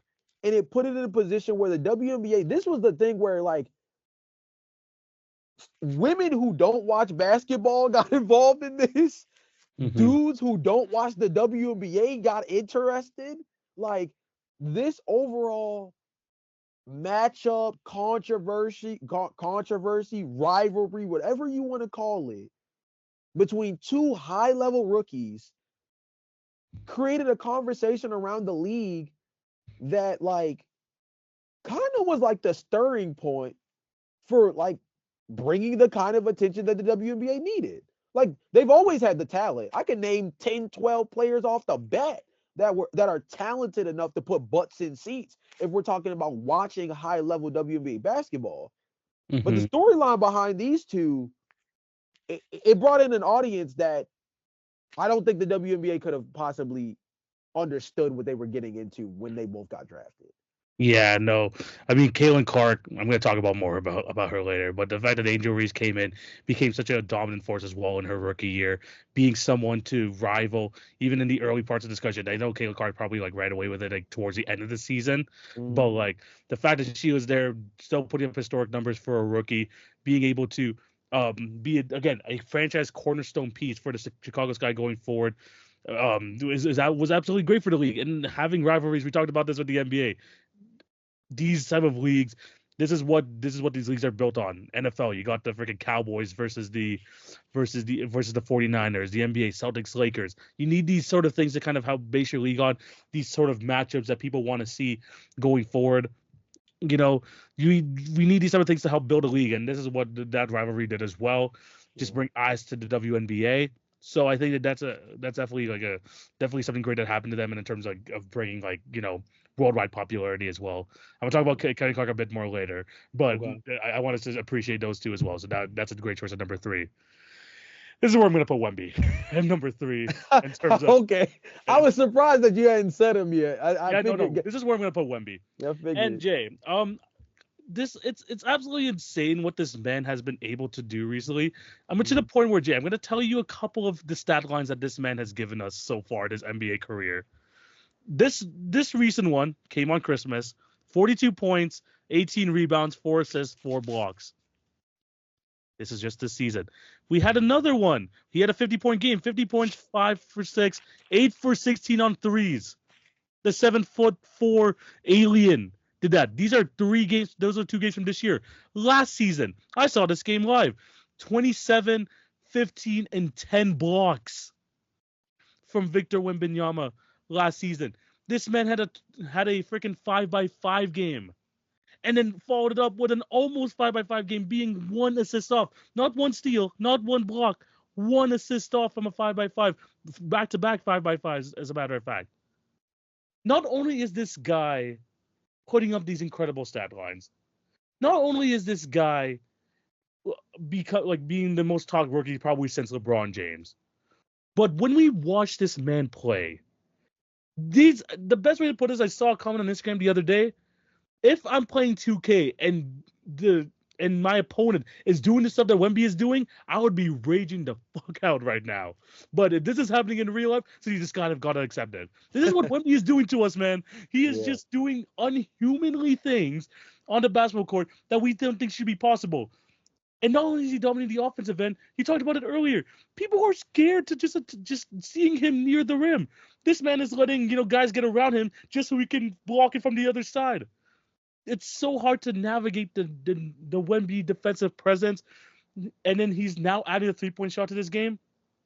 He's everything you want in a superstar. You have a storied franchise there in the San Antonio Spurs who have had amazing luck with big men throughout the duration of their franchise's history. And this man is just another one of those guys where we talked about before the season. Is it rude to put him in the top 10 right away? Yeah. I don't think when we look at the games right now that it's not out of the realm of possibility. And is it in the realm of possibility to think that this guy's gonna be a top 5, potentially best player in the league in like 2 to 3 years? Probably not. But the fact that he's doing all of this, getting the media coverage, showing us just unreal things that we haven't seen in basketball, sort of thing, on a night to night basis. It's everything that the league wanted from this man. And the thing is, he struggled earlier on this year, but he's come back and become the superstar that he's meant to be, and he's continuing to dominate the league to the point where the Spurs are over 500. He actually might make the Spurs either a playing team or potential playoff team. Who knows? But man, Victor Wembanyama, potentially the story of the NBA this year. Yeah, I mean, I said it earlier, man. I think that we throw out the word generational so lightly. And so the fact that, we were able to use this word, this phrase in relation to a guy like Victor Wembanyama, and he actually live up to He's like delivering, yeah. yeah, like truly like, and granted, a long career hopefully is ahead. But in the early Hey, portions of his career so far, everything that we thought made him the kind of special talent that was worth garnering him as a generational talent, he's displayed. He's given us every angle of it. He's allowed us to really see developments in his game. We talked about it last season. We joked and we said maybe the first half of the year was his rookie season. Maybe it was after the trade deadline and Yeah. after the All-Star break. Maybe that was his sophomore season, and this year we're coming Honestly, into is yeah. the real third season. Just based off of the night and day transformation. Not that he was bad in the beginning of the season, but the overall transformation and level of confidence he gained coming off the All-Star break, it almost looked like we were looking at a completely different player, and that felt crazy given the fact he was already pretty good to begin with. Yes. So, I mean, like I said, the word generational is almost like too light of a description for him at this point. You mentioned it earlier, jokingly saying that like alien is like the perfect nickname, just like to encapsulate the kind of player he is, and I 100% agree with that. The fact that he's completely marketable is another thing, and most importantly, um, guys like Victor Wembanyama just like they emphasize the importance of two-way play. And I'm one of those guys. I'm one of those guys. I'm one of those stickler dudes that believes that like if you're ranking NBA players, I'm going to put a guy who plays elite on both sides of the ball above a guy who might like put together master classes only on offense. Like if there's a guy who's elite on both sides on your team, you can build around him in a completely different way. And we're slowly but surely seeing that with Victor Wembanyama already. Versus, it took a while for a guy like a James Harden or a Luka Doncic to really get the kind of supporting cast that they needed as being guys that are more dominant, elite level, Hmm. generational, right? Level scorers. There's different ways to build around these guys. I believe the generational scoring talents are a little bit harder to build around. Two-way defensive anchor level guys like a Victor Wembanyama. These are guys that like the question isn't whether or not you can build around them. It's just praying that you can find the talent that fits the bill. 100%, man. He's in his stars are going to continue to grow. The fact that he had a freaking marquee game on Christmas, the first game of the day, and absolutely put on a show under the MSG lights, like, kind of shows already like how he's able to take the pressure and not only just take the pressure but perform underneath the brightest lights. And if the NBA is hoping and praying this guy makes the playoffs, man. Right. This is in terms of just like visibility, in terms of like a global audience, and seeing like what he could do in like pressure basketball. This is what you want to see. And Victor Wembanyama, honestly, right now on track to maybe take the Spurs even to a playing game, but they're on the right track. Jay, what do you got number two? So for me, number two is the 3-point shootout between Steph Curry and Sabrina. Um, Nice. I think that this is one of those that like it easily gets forgotten because it was so long ago. It feels like at this point, but that was a real uniting moment within the NBA, man. I feel like that's a moment that's gonna really be encapsulated as like one of the pillars of the beginning of what has become this new wave of appreciation for the WNBA. Sabrina didn't just go out there and like, you know, shoot well, but like Steph kind of blew her out the water. No, I It's think competitive. if it went past one round, we could have had a real conversation because the round itself was very competitive. And I think it created a spotlight for the WNBA that's like, no, we we we can compete. We can legitimately compete. You know what I'm saying? Now, Hmm. granted, is this a very like is this a very constructed environment Yeah. compared to like an actual like one-on-one or Yeah. five-on-five basketball game? Of course, it's different. And I'm not saying I'm leading one way or the other in Yeah. terms of where women rank amongst men's basketball players when it comes to that aspect because we just don't know. If I'm just being truly honest, but it gave a platform of unity between the NBA and the WNBA that we just haven't seen. We've seen guys in the NBA wear the orange hoodies, right? We've seen the guys in the NBA show up at WNBA games for their local squads. We've seen these things. But this was the first time on a stage, a big stage like NBA All-Star Weekend, where we got to see the merging of the NBA and the WNBA as a true partnership, not just two separate conglomerates that tend to operate under um the same viewpoint of we are the apex of basketball in the United States. Like, you know what I'm saying? It was bigger than that. I think that's the overall point that I'm trying to make. Stephen Curry versus Sabrina Ionescu's 3-point shootout at All-Star Weekend was so much bigger than them. It was a Yeah. representation of bringing light to women's basketball and the unity between the NBA and the WNBA in a way that we've never seen before. And I think it was one of those things that, like I said, might not have spearheaded a lot of the growth and popularity of the league. I don't think it was the first domino to fall, but I think it was one of the biggest pillars in the last year that cemented the WNBA as like this league that like people need to be tuned into. Yeah. 100%. No, I like that. I like hearing that too. I don't have it on my list, honestly. Like I kind of like it passed by my mind, but in terms of like the way you talked about it, like being able to unite NBA fans, WNBA fans alike, making sure to having like the NBA fans, you know. Sports fans in general towards women Yeah. are not the greatest. Let's be completely honest. But at the end of the day, this was a matchup where Sabrina said, "I'll shoot with the NBA ball." This is a matchup where he said, "I'll shoot from the NBA 3-point line, and I'm going Yeah. to compete." She was Yeah. able to do that. I think she only lost by like 1 or 2 points in Mhm. the day in terms of the 3-point shootout. But this was a uniting moment in the fact for me, and seeing like just like the the overall after effects of it was just like, shout out to Sabrina, man. She absolutely killed it in this challenge. She challenged the best shooter of all time in Steph Curry, made it very competitive. And not only did we, give Sabrina her props, but we also, called out Kenny Smith for the comments he made during the competition. We also about other people like on social media being able as a both United fan bases to do that and just show respect to the two athletes on the that happened on this All Star weekend. It was absolutely fantastic. And in terms of that being like a uniting factor, as obviously that was right in the mix of the Caitlin Clark hype as well. Mm. People are really hoping if they do a 2v2 that she's part of this Right. contest See, next year as it's well. starting something that could potentially even be a tradition, right? Like this is something that I feel like, in a sense, although it spearhead a movement, I think it was a representation of the movement that we're living through right now when it Yeah, comes to 100%. It definitely is appreciating women's basketball. definitely a contributor, 100%.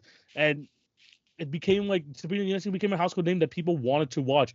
And to pair that with her awesome season that she had just this past WNBA season in general, kind of made it so like you want to see her on the basketball court. That's why the Liberty were like one of the most talked about teams this year. So yeah, shout out to you for putting that at number two. For myself at number two, I went with just the entire Team USA basketball run this year, and just the ups and downs. You got to remember, before the group stages, this team won against South Sudan by 1 point Yeah, in the I knew that's what you're prelims. gonna bring up. Yeah, that was where it started. This is where it started. And this is supposed to be their last dance, their swan song. Kevin Durant, LeBron James, Steph Curry. This is supposed to be their swan song and absolutely dominate the way. But no, this run had some bumps and turns. Like they had some hits along the way. Yeah. But they had some big games. Obviously, they won a lot of these games in convincing fashion. But when you reach that very end, that 4-point game versus Serbia. Remember how close that Serbia that Serbia game was, and the Yeah. fact that the LeBron James, who people thought shouldn't be leading a team full of the best players in the league in the Olympics, he was still able to do it. This is why people thought maybe he's still a top 10 player in the league. And then to Mhm. cap it all off, that Olympic final versus France, where France had a damn good chance to win this game. Wemby Mhm. having a fantastic game, Nick Batum hitting some big shots, and then Steph Curry on a global stage doing what he does best and just takes over a game. Yeah. Remember, this is earlier in the playoffs, earlier in the Olympics. Steph Curry didn't have the best Olympics, but when you talk about his semifinal performance and then this performance in the finals, probably one of the biggest highlights from Steph's career, in my opinion. Even though it's on the NBA stage, this is like an Olympic final in a very close game, and then his heroics led to Team USA's victory. Like us as NBA fans who have watched Steph for like since 2009 are like we came together and said like, oh, this is how it feels like to be a Warriors fan. We got to see like Steph Curry and actually cheer for him going forward. Like this whole Team USA basketball run was the swan song that we all want to see. So many highlights, seeing the best players, especially like the legends and KD, LeBron and Steph like playing together for potentially the last time ever on an Olympic stage. Seeing their run and just like not only just it being like just pure domination, but like some competitive games along the way. this run was definitely like one of the most talked about things this year, and I have it at number 2. Yeah, so I'm interested to see what your number two is because this was number one for me. I think the What is last number dance, one? so to Yeah. speak.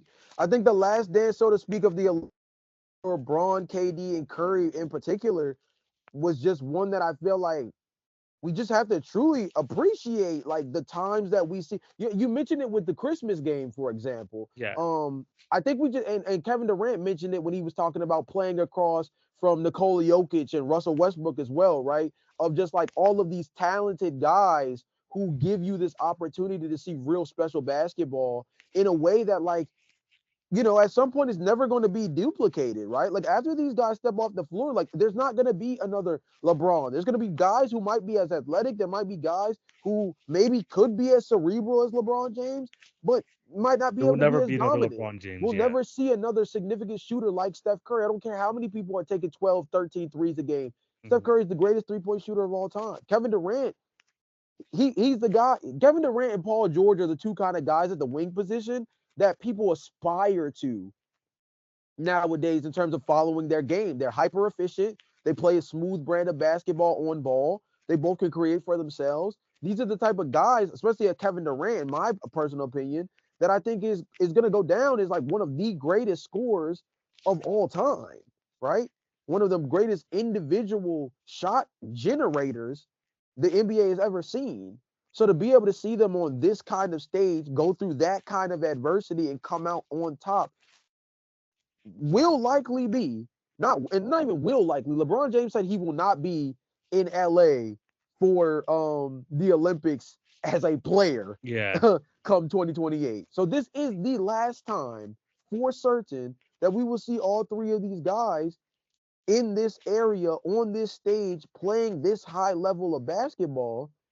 So to know that they finished the job, like I said, I just don't want to I just want that to be as I just want that to be as appreciated possibly can because these are the moments as an NBA fan that like when they pass you by, you really don't realize how much you didn't give them their flowers while they were around. And I want to really make sure we do stuff like appreciate our greats while they're around because this is a ticking time bomb waiting to happen in terms of some of the NBA greats we've known since the early 2010s that have really been a staple of Staple. our Yeah. NBA fandom for basically the entirety of our real like our real NBA fandom Viewing. lives. Yeah. Viewing. Yeah. Yeah. Yeah, So 100%. I mean, like that's a valid number one choice too. It's like don't appreciate them like when they're like just like oh I don't want to look back and see like and like appreciate them that appreciate them when they're on the court. It's the same thing like yeah,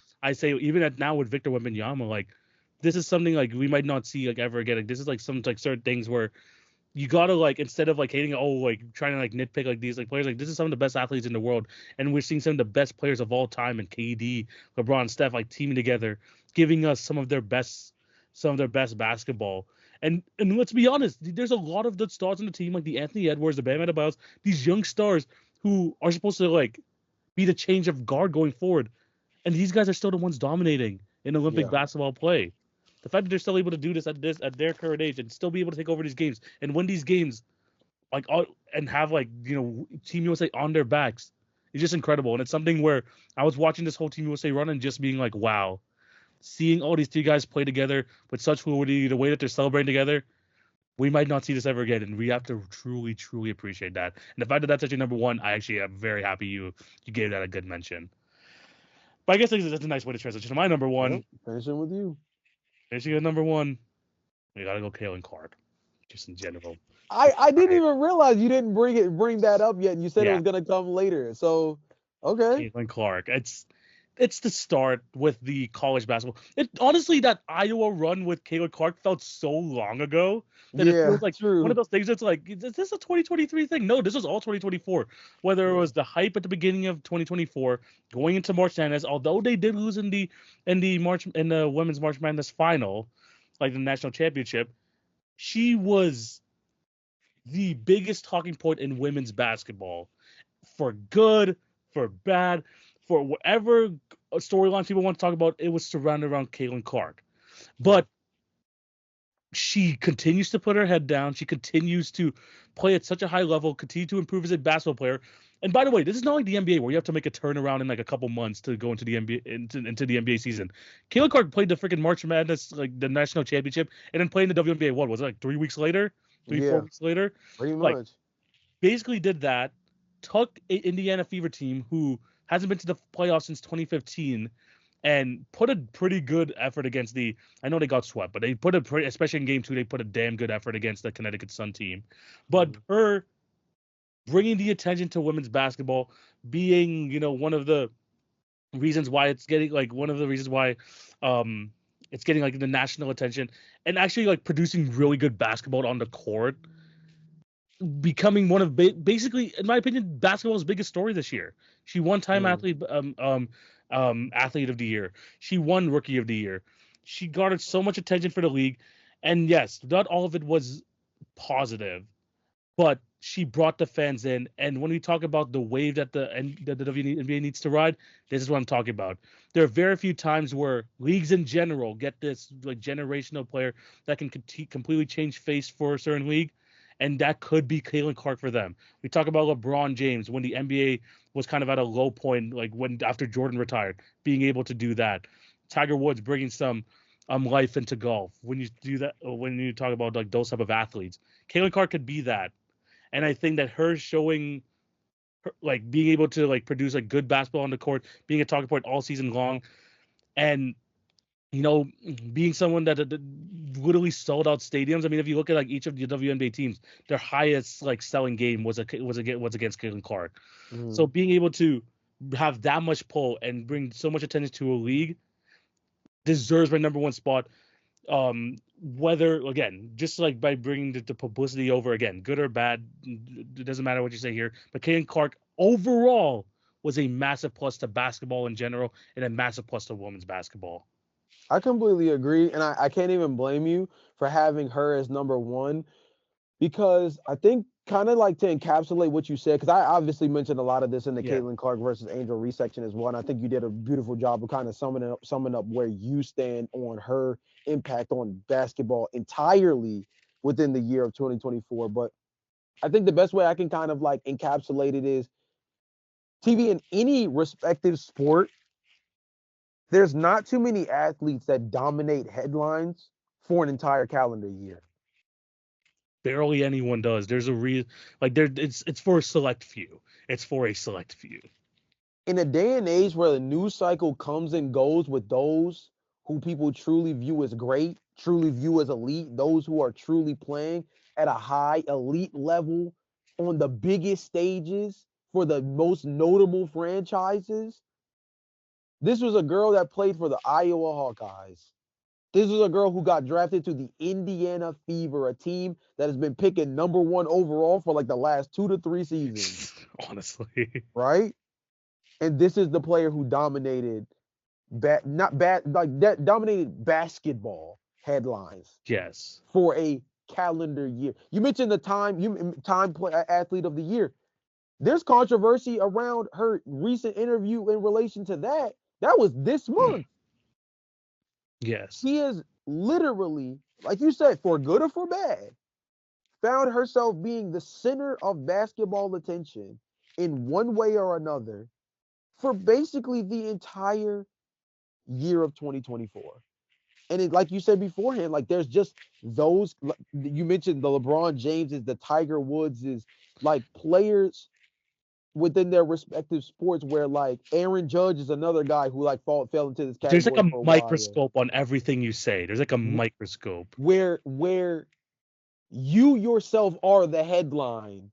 You know, when you lose, you're talked about. When you win, you're talked about. What you say is talked about. What you do off the court is talked about. What you don't do. One of the bigger conversations was last month was is Caitlin Clark going to join Unrivaled. Unrivaled? Right? And he That said was she a said no, and that huge like a huge headline. Yeah. right. That was not only was it significant that it was a conversation of whether she would participate, there was more controversy around whether or not it would hurt or help the league based on whether or not she participated, right? And this is a league that every all-star you can think of is making up this group for this league. Yet this is one of those players that, like, without her involvement, there was real questions around the league. Mhm. There shouldn't be, and I still think that for the most part it's very well received. But Caitlin Clark's involvement, we know, would have brought even more attention to a league that already is gaining real steam. So, like you said, man, excuse me, like you said, bro, I mean, she literally dominated the internet from a basketball perspective for the entire calendar year. And so, like, as much as Braun, KD, Curry, like, is a big deal, and I still think it's huge enough to be number one on Yeah, anyone's list. 100%. No, 100%. Yeah, it's still huge enough to be number one on anyone's list. I still think that you make a very fair point to put her at the top because, like, it's just like name the last time you've seen someone come in to a league professionally and flip viewership On its head. on its head and then DDT it through the ground, like, in terms of, like, She outdrew college men's basketball as a whole last year. Like, it's crazy, like the tide that she has brought over to women's basketball. yeah, And what again? Has everything been positive? No. But when you talk about some of the biggest stars in the world, they're gonna again magnify everything you say, what you don't say, everything. And I think that as a rookie, getting all this attention, bring it to the WNBA, and again something that will help secure them stuff going forward, like helping the um unrivaled league potentially happen with the growth of the WNBA. Like it's just like her arrival in this league has set off so many different potential like routes for this league, like for like women's basketball. And at the end of the day, you can't be anything but happy for where it could possibly be going in the future. yeah, I completely agree, and I think that's also, like, a really strong number one to end off the pod, like, the this section of the podcast with too, because, like basketball really changed this year. There's not too many times we could say that. It's Yeah. not too many times that we could say in one way or another that the game of basketball changed within one calendar year. And although the change was significantly seen mainly in the women's ranks, that still just means so much because it's something that a lot of people have been waiting for, Hmm. and we finally got to see it. But not only did we see what it could look like, we saw it exceed expectations. Yes. And that's a thing that, like I said, that's super special because you can't say that in most years about most professional sports within a calendar year of seeing the landscape of the sport change in just 12 months. 100%. And that's gonna be my number one. Let us know what you guys think of our list down below. Anything that Same. we missed, any basketball headlines, let us know. It's a long episode, but there's so much to talk about in terms of like the end of the year, man. Yeah. And in terms of all aspects of basketball, these are our top tens. Again, let us know what you guys think down Yeah. below. Yeah. Jay, time to move on to the next topic, and we're gonna be doing the ultimate 2024 NBA draft. And we're going to be drafting basically players this year under these five categories to kind of wrap up 2025. We have the breakout star of 2024, the most controversial, most underrated, the craziest one game performance, and the biggest fall off. Jay, how do you feel about this draft? Yes, I feel good about this one. For you guys who are still sticking around for the podcast, thank you. Thank you so much. Like Yes. TV said, I know this is one of the longer ones. This draft should go by a little bit quicker because a lot of the names that you're gonna hear in this one for the most part are probably gonna be names that showed up throughout our top 10 lists. But at the same time, I just figured I wanted to throw that out in terms of really appreciate you guys listening to this far because again, 2024 was a really strong year, not just for like the league, but like the Hit Your Free Throws podcast was really strong this year. We know there's certain things that we can improve on going into 2025, and that we're already working diligently to create even more great content for you guys. But to know that we can kind of round out 2024 in this really in-depth and like high level way of like having, me and TV just having this, you know, in-depth conversation about basketball as a whole, not just the NBA, which is Yeah. we're NBA guys at the beginning of the day. Yeah. You know what I mean? At the end of the day, excuse me, but like to be able to have this real strong conversation about basketball in its Yeah. totality, it's different, man. It's different. I'm glad I got to do this with you, TV. I ain't gonna lie. 100%, man. And we're gonna try to end this episode strong. The last episode of 2024. Let's end it strong. Wow. These are the 4 or 5 categories. You know how this goes. Jay gets the first pick. I get the next one. I get the next two. We run things serpentine style. So Jay, which category are you gonna go with first, and what is gonna be your pick? Yeah, man. So I gotta go with the one that's the easiest to take off the board. We're gonna actually end where we just left. We're gonna go with most controversial. We're gonna go ahead and take Caitlin Clark off the board. I I mean, figured I you would think go off this the is board. easily the first name that comes up. Like her, hate her, or live in the middle. This is a player that easily was the most polarizing basketball player of the Yes. entire year. 100%. She was going to be my number one pick for that, too. I had a feeling she was going to come off the board pretty easily there. Yeah. So, yeah, Kayla Clark off the board. I'm going to go with my breakout star of the year. And this is someone who we knew was a great basketball player, but this year in particular has put him into different conversations among the best in the league.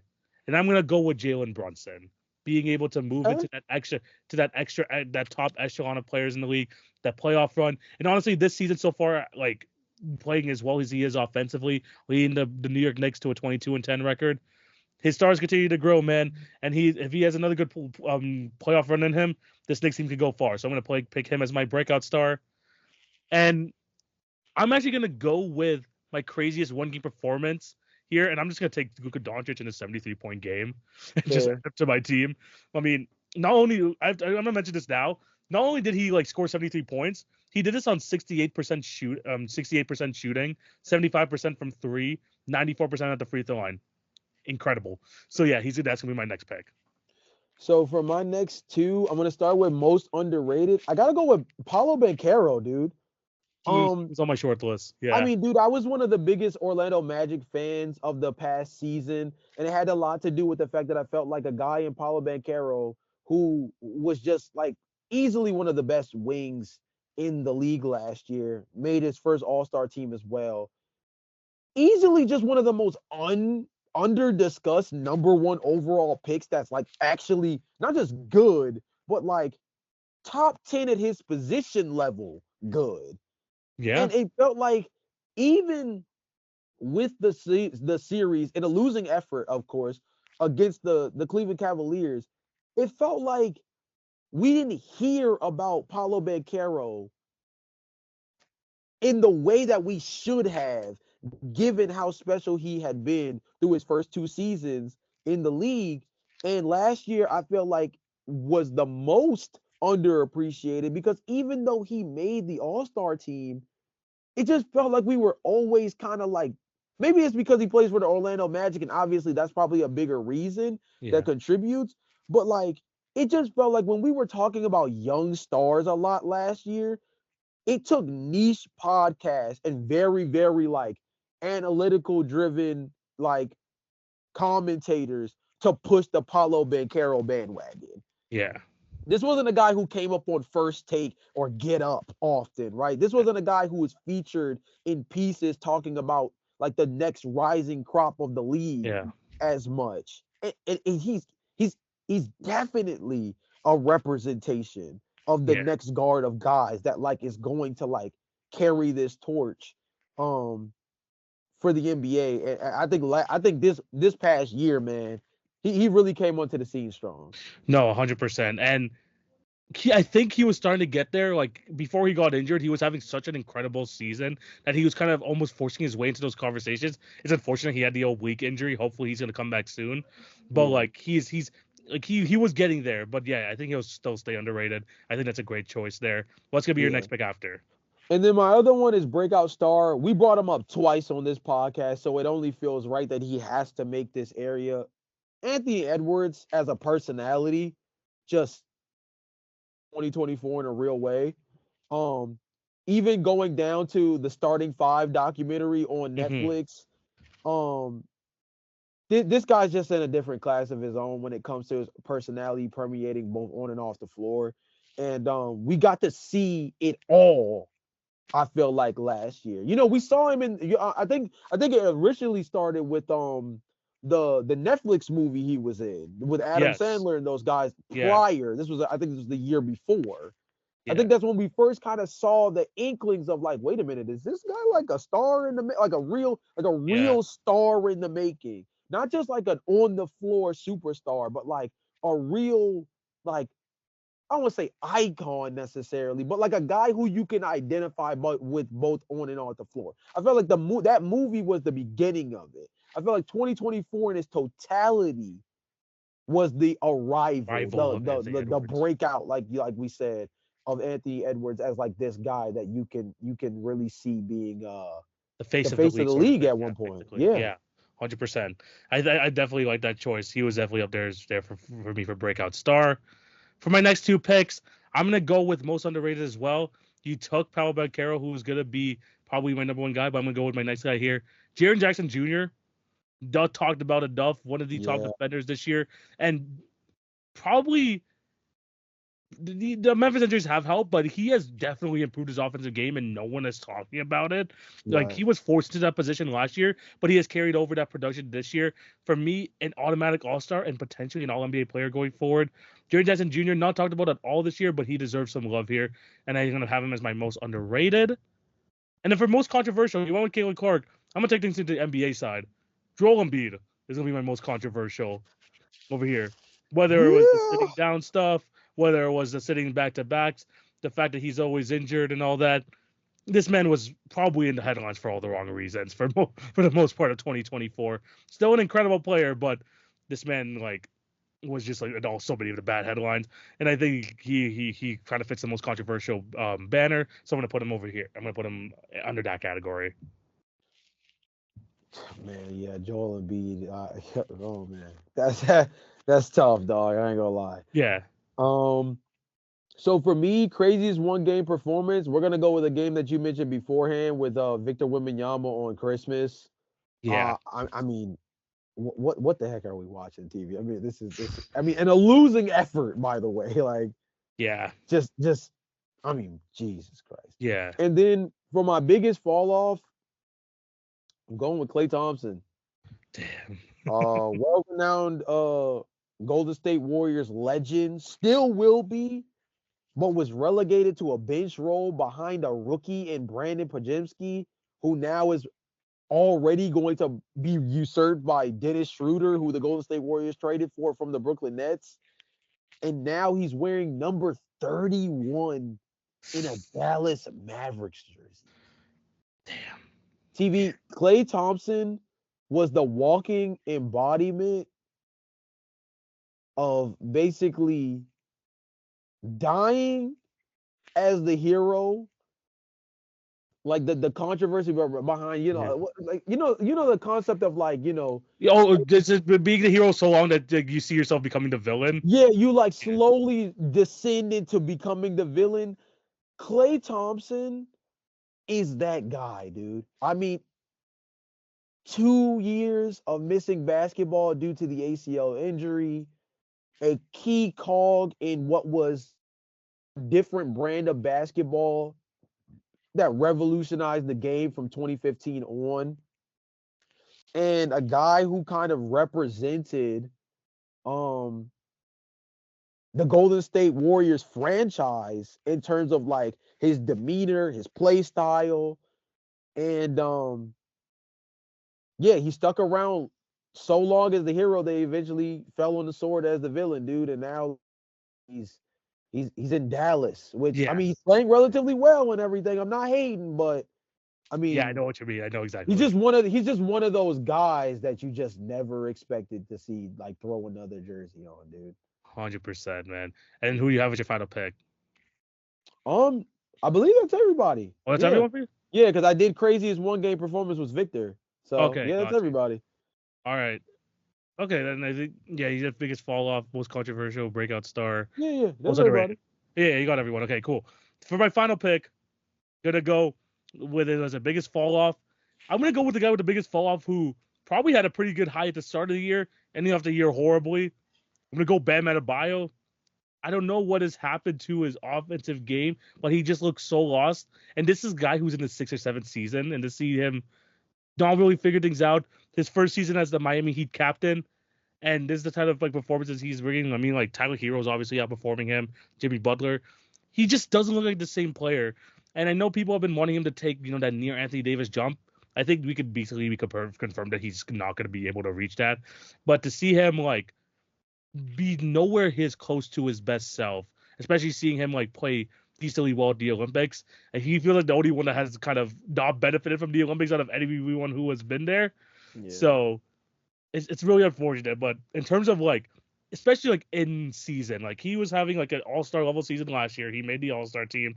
The fact that he's like going to that to how he's playing right now, in the last 2 games he's only scored I think like 10 or 15 points total. Like it's been really bad for Bam, and I think he's gonna I'm gonna have him to round up the roster. But yeah, this is our ultimate 2024 team. Jay, what is your starting 5 with each of the categories? Yeah, man. So my starting 5 is the breakout star was Anthony Edwards. All the reasons you could think of. I mean, just a guy who kind of set the world on fire. Um, for the most controversial, it was pretty easy, honestly. Yeah, With Caitlin Clark and the season that she's had. For most underrated, I went with Paulo Banchero, a guy who I felt like just needed to be discussed a little bit more. Just with the way he played all last year as the leader for that young Orlando Magic team. For craziest one game performance, Victor Wembanyama on Christmas. I were hoping and waiting to see what he would do in his first Christmas game. did not disappoint. Safe to say, lived up to the hype. Yeah, And exactly. then biggest fall off has to be Klay Thompson, who now dons a Dallas Maverick jersey after being, a Warriors legend for basically his Yes, entire career. 100%. For my team, breakout star, I got Jalen Brunson. Most controversial, Joel Embiid. Most underrated, Jaren Jackson Jr. Craziest one-day performance, Luka Doncic for a 73-point game. And biggest fall-off, Bam Adebayo. Let us know what you guys think down below. Do you agree with our selections? There's the guys that we're missing. Let us know who you would choose for each of these categories. Jay, final segment of the show, and it is time for the NBA quiz. All And right. Jay, for this quiz, the biggest talking point of 2024, and a reason why people have been talking about the rating so much is, oh, the NBA shooting too many threes, this and that. Well, Jay, we have a 3-related quiz here, and I Okay. want you to name me the top 10 players and 3-pointers made for the calendar year of 2024. But you know me, Jay, I need to have a little caveat. And I'm gonna have players coming off the bench. Oh, okay. For players, so most threes by a player from January 1, 2024 all the way to now, most threes coming off the bench. Oh, wow. Wow. Off the bench is an interesting one. What the heck? That's that's a good caveat. Wait a minute. Okay, wait a minute. Let's cook for a second. Okay, so let's think. Ooh, off Coming the off the bench. bench. Oh my gosh. These are your specialists. These are the guys that Yeah. yeah. Okay, lock in, lock in. Okay, so this is like Malik Monk, maybe? Malik Monk is 19th. Wow. Okay, this is gonna be hard.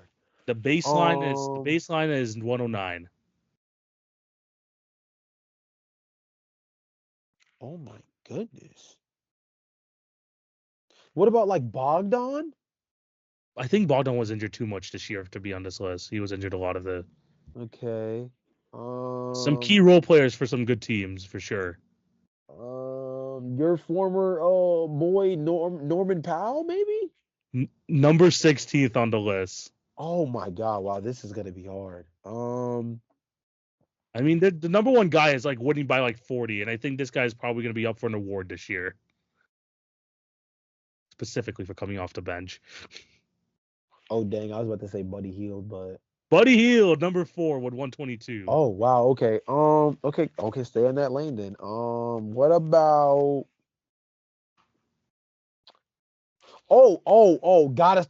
gotta name at least one Cleveland guy. What about like Sam Merrill, maybe? Number 2 with Yeah, 155. yeah, I was gonna say because them Cleveland dudes was going crazy. I mean, it Yeah. wasn't everybody, but Sam Merrill in particular was going bonkers.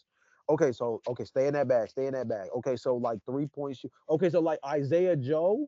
Number 8 with Okay, 113. we're cooking with grease now. There you go. You found the Let's lane. You found the okay. lane. Let's percolate now. Let's percolate. Okay. What about oh my gosh, who else comes to mind? What about like Peyton Pritchard? Number 1 with All right. 194. Yeah, because I was about to say Celtics guy somewhat gotta be on here. At least one gotta be on here. All right, what about like Nas Reed, maybe? Number 5 with 122. Okay. Come on, man. Stretch Yes. big. Shout out to y'all. Stretch Come on, bigs, man. man. Come on, cook, bro. Come on. I'm probably wrong because I feel like he might not have played enough, but like at the same time, I felt like they had to play him so much that maybe he did. What about like Tim Hardaway Jr.? Tim Hardaway Jr. is number 24. Okay, so like, probably didn't Yeah. play enough, Yeah. unlikely. Um, Think of the teams that shoot a lot, man. That is a good strategy for this. um, KCP maybe? Oh no, well he started. He started a lot for Denver. Yeah, yeah. Um, Royce O'Neal with Phoenix. Royce O'Neal, number 10 at 109. Okay, come on, man. TV, come on, man. Yeah. Look, let me cook real quick. Who else can I think of? I gotta go back to Cleveland. I gotta go back to Cleveland because I feel like there's gotta be more dudes on there. Was Karras on there maybe? Karis LeVert was number 20. Okay, but I'm in the ballpark of like what I'm thinking. What about Niang?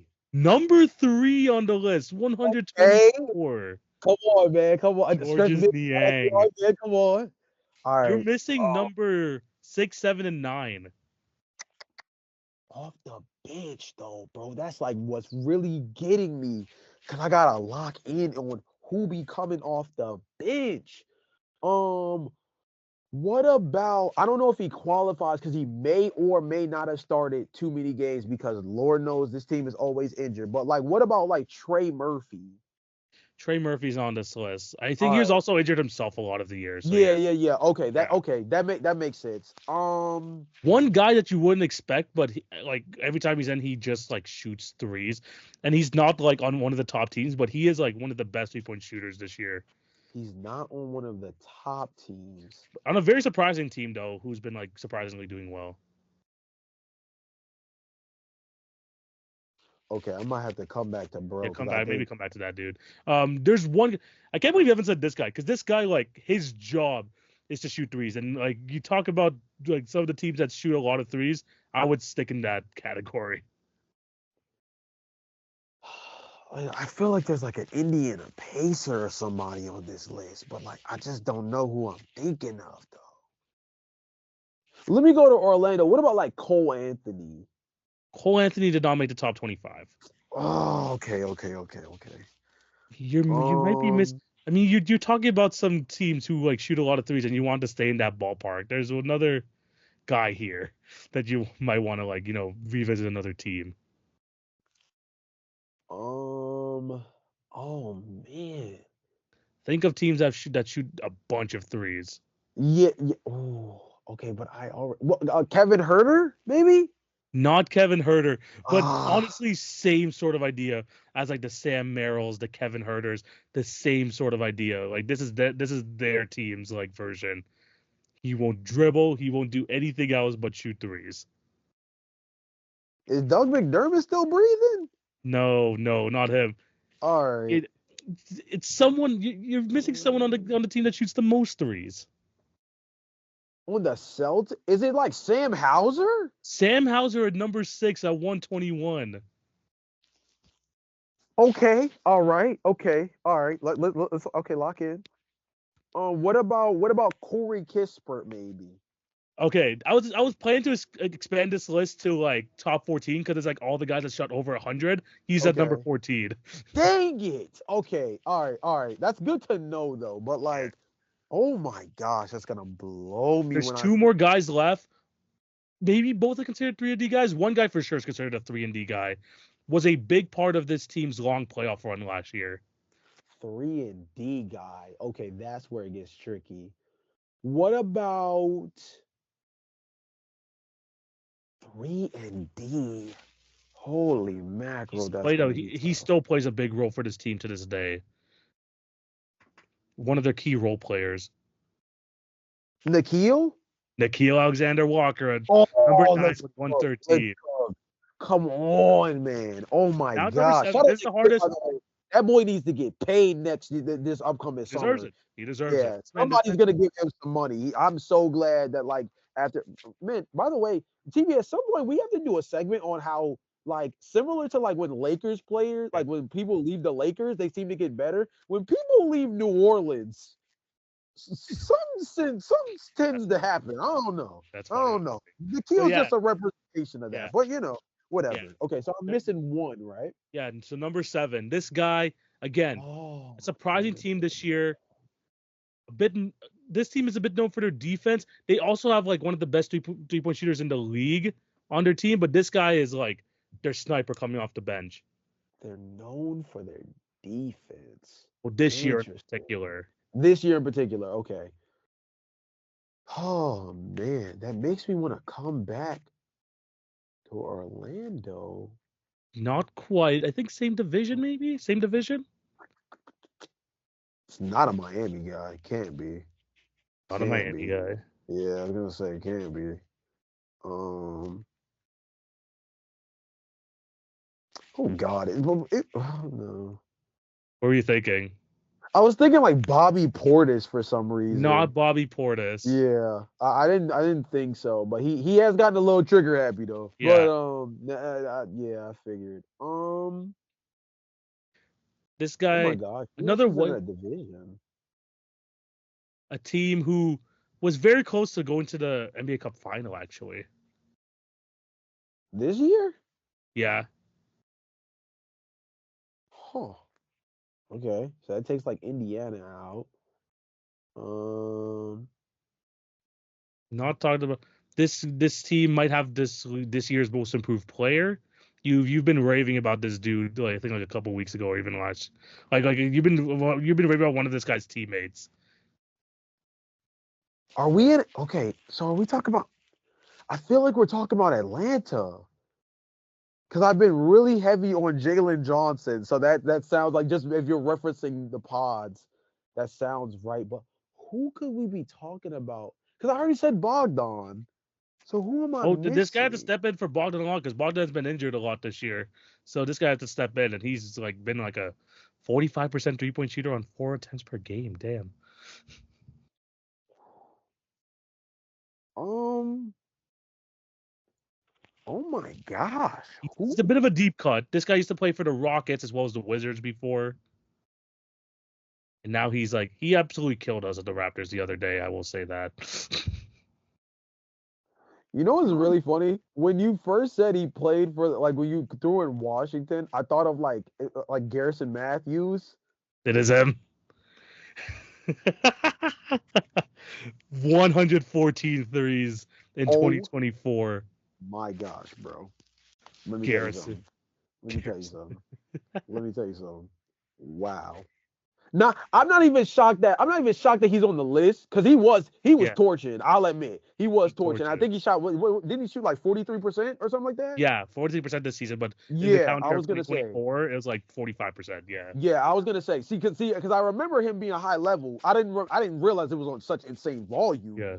But the thing that got me was the fact that I got the name. I think that's the part that just got me. I'm not surprised he's on the list. I'm Yeah. surprised I got him on the list. Yeah. Wow. There's 3 other guys I want to mention here. If you want to try to finish off the rest of this Okay. like the rest of these guys that have 100 or more threes. There's one guy in the Milwaukee Bucks who that's basically his only job as well. Was this Beasley at the time? No, not Beasley.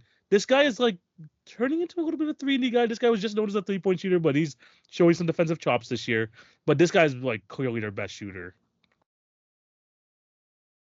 Did a pretty good job locking down SGA, not gonna lie, at the NBA Cup final. Okay, definitely not Pat Connaughton. Got it. Cool. No. Another white dude though. Another white dude. Is this Oh my God! I was that was about to be so stupid. I was about to say Andre Jackson. That's so No, stupid. Oh my gosh, that's funny. Um, oh my gosh, who the heck is this guy that we're talking about? they call Uh, this man Derry Bird. Oh my goodness. Okay. That's that's oh my Gary. That's um that's It's AJ Green. it's AJ Green, Yeah, yeah, 107 yeah, yeah. this year. 173 off the bench this year. Well, these two other dudes, one of them is a New York Knicks player. One of their key. I mean, Tibbs doesn't the Tibbs doesn't use his bench much, so this guy should be pretty easy to get.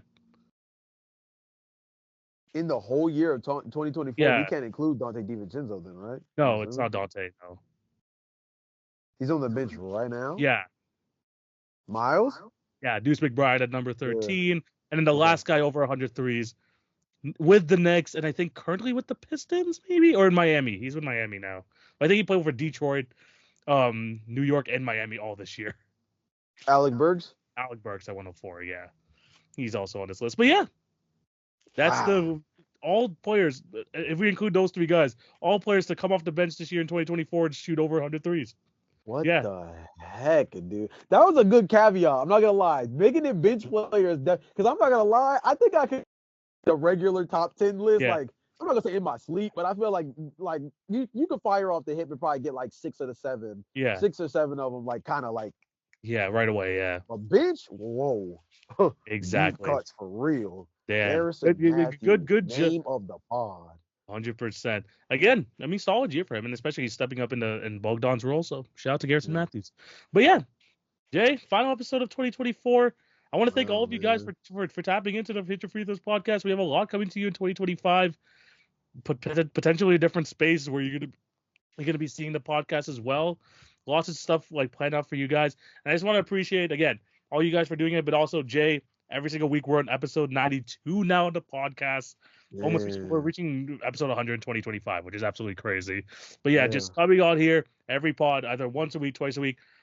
We both have had our struggles this year, so the fact that we're able to still come through, give you guys a pod potentially like once or twice a week for the majority of the year, to be honest. And Yeah. I know like we're almost reaching 100. I think it's a testament to both of us really trying to pull through and just loving to talk basketball, man. We included a lot of WNBA stuff this year, talked some college, talked a lot about the NBA draft, and now going into 2025, we have a lot more things that we have planned for you. Jay, anything you want to say? Yeah, man. I mean, I mean, TV said so much of it, but I just kind of want to double down by saying, like, man, it's been a really strong year for basketball, and it's one of those seasons that makes me really proud of being like a legitimate basketball head, like a Yeah, real basketball fan in the sense of like not just loving the NBA, but like I love watching the WNBA. I love watching women's college basketball. I love watching men's college basketball. I've really started to slide into like the NBA G League / like the NBL yeah, space kind of in the last like month and a half. And that's been kind of a really interesting lane that's kind of caught my attention more now. Before. I was always kind of in tune because there was like guys yeah, I liked out of college or that I was a real big fan of in high school that makes noise in the G League.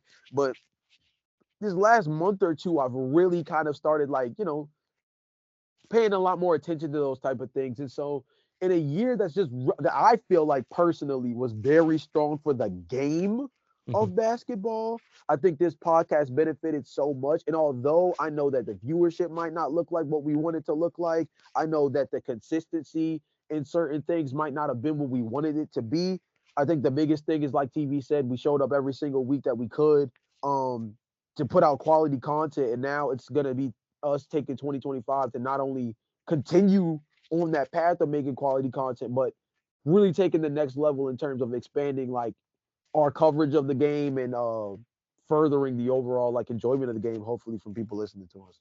100%, man. I appreciate again the fans watching it. I appreciate you for coming on. A great 2024, great way to close it out. Probably our longest episode yet, but there's just so much to kind of Yeah. cover, and it was a great time to listen. Thank you guys for watching, and remember, check us out our individual pages down below. Hit your free throws pod. You know where to find us for the daily content on TikTok, Instagram, and then check out the YouTube podcast networks, all that. We appreciate you guys taking this positive energy into 2025 and hoping for another great year. But thank you for sticking around with us in 2024.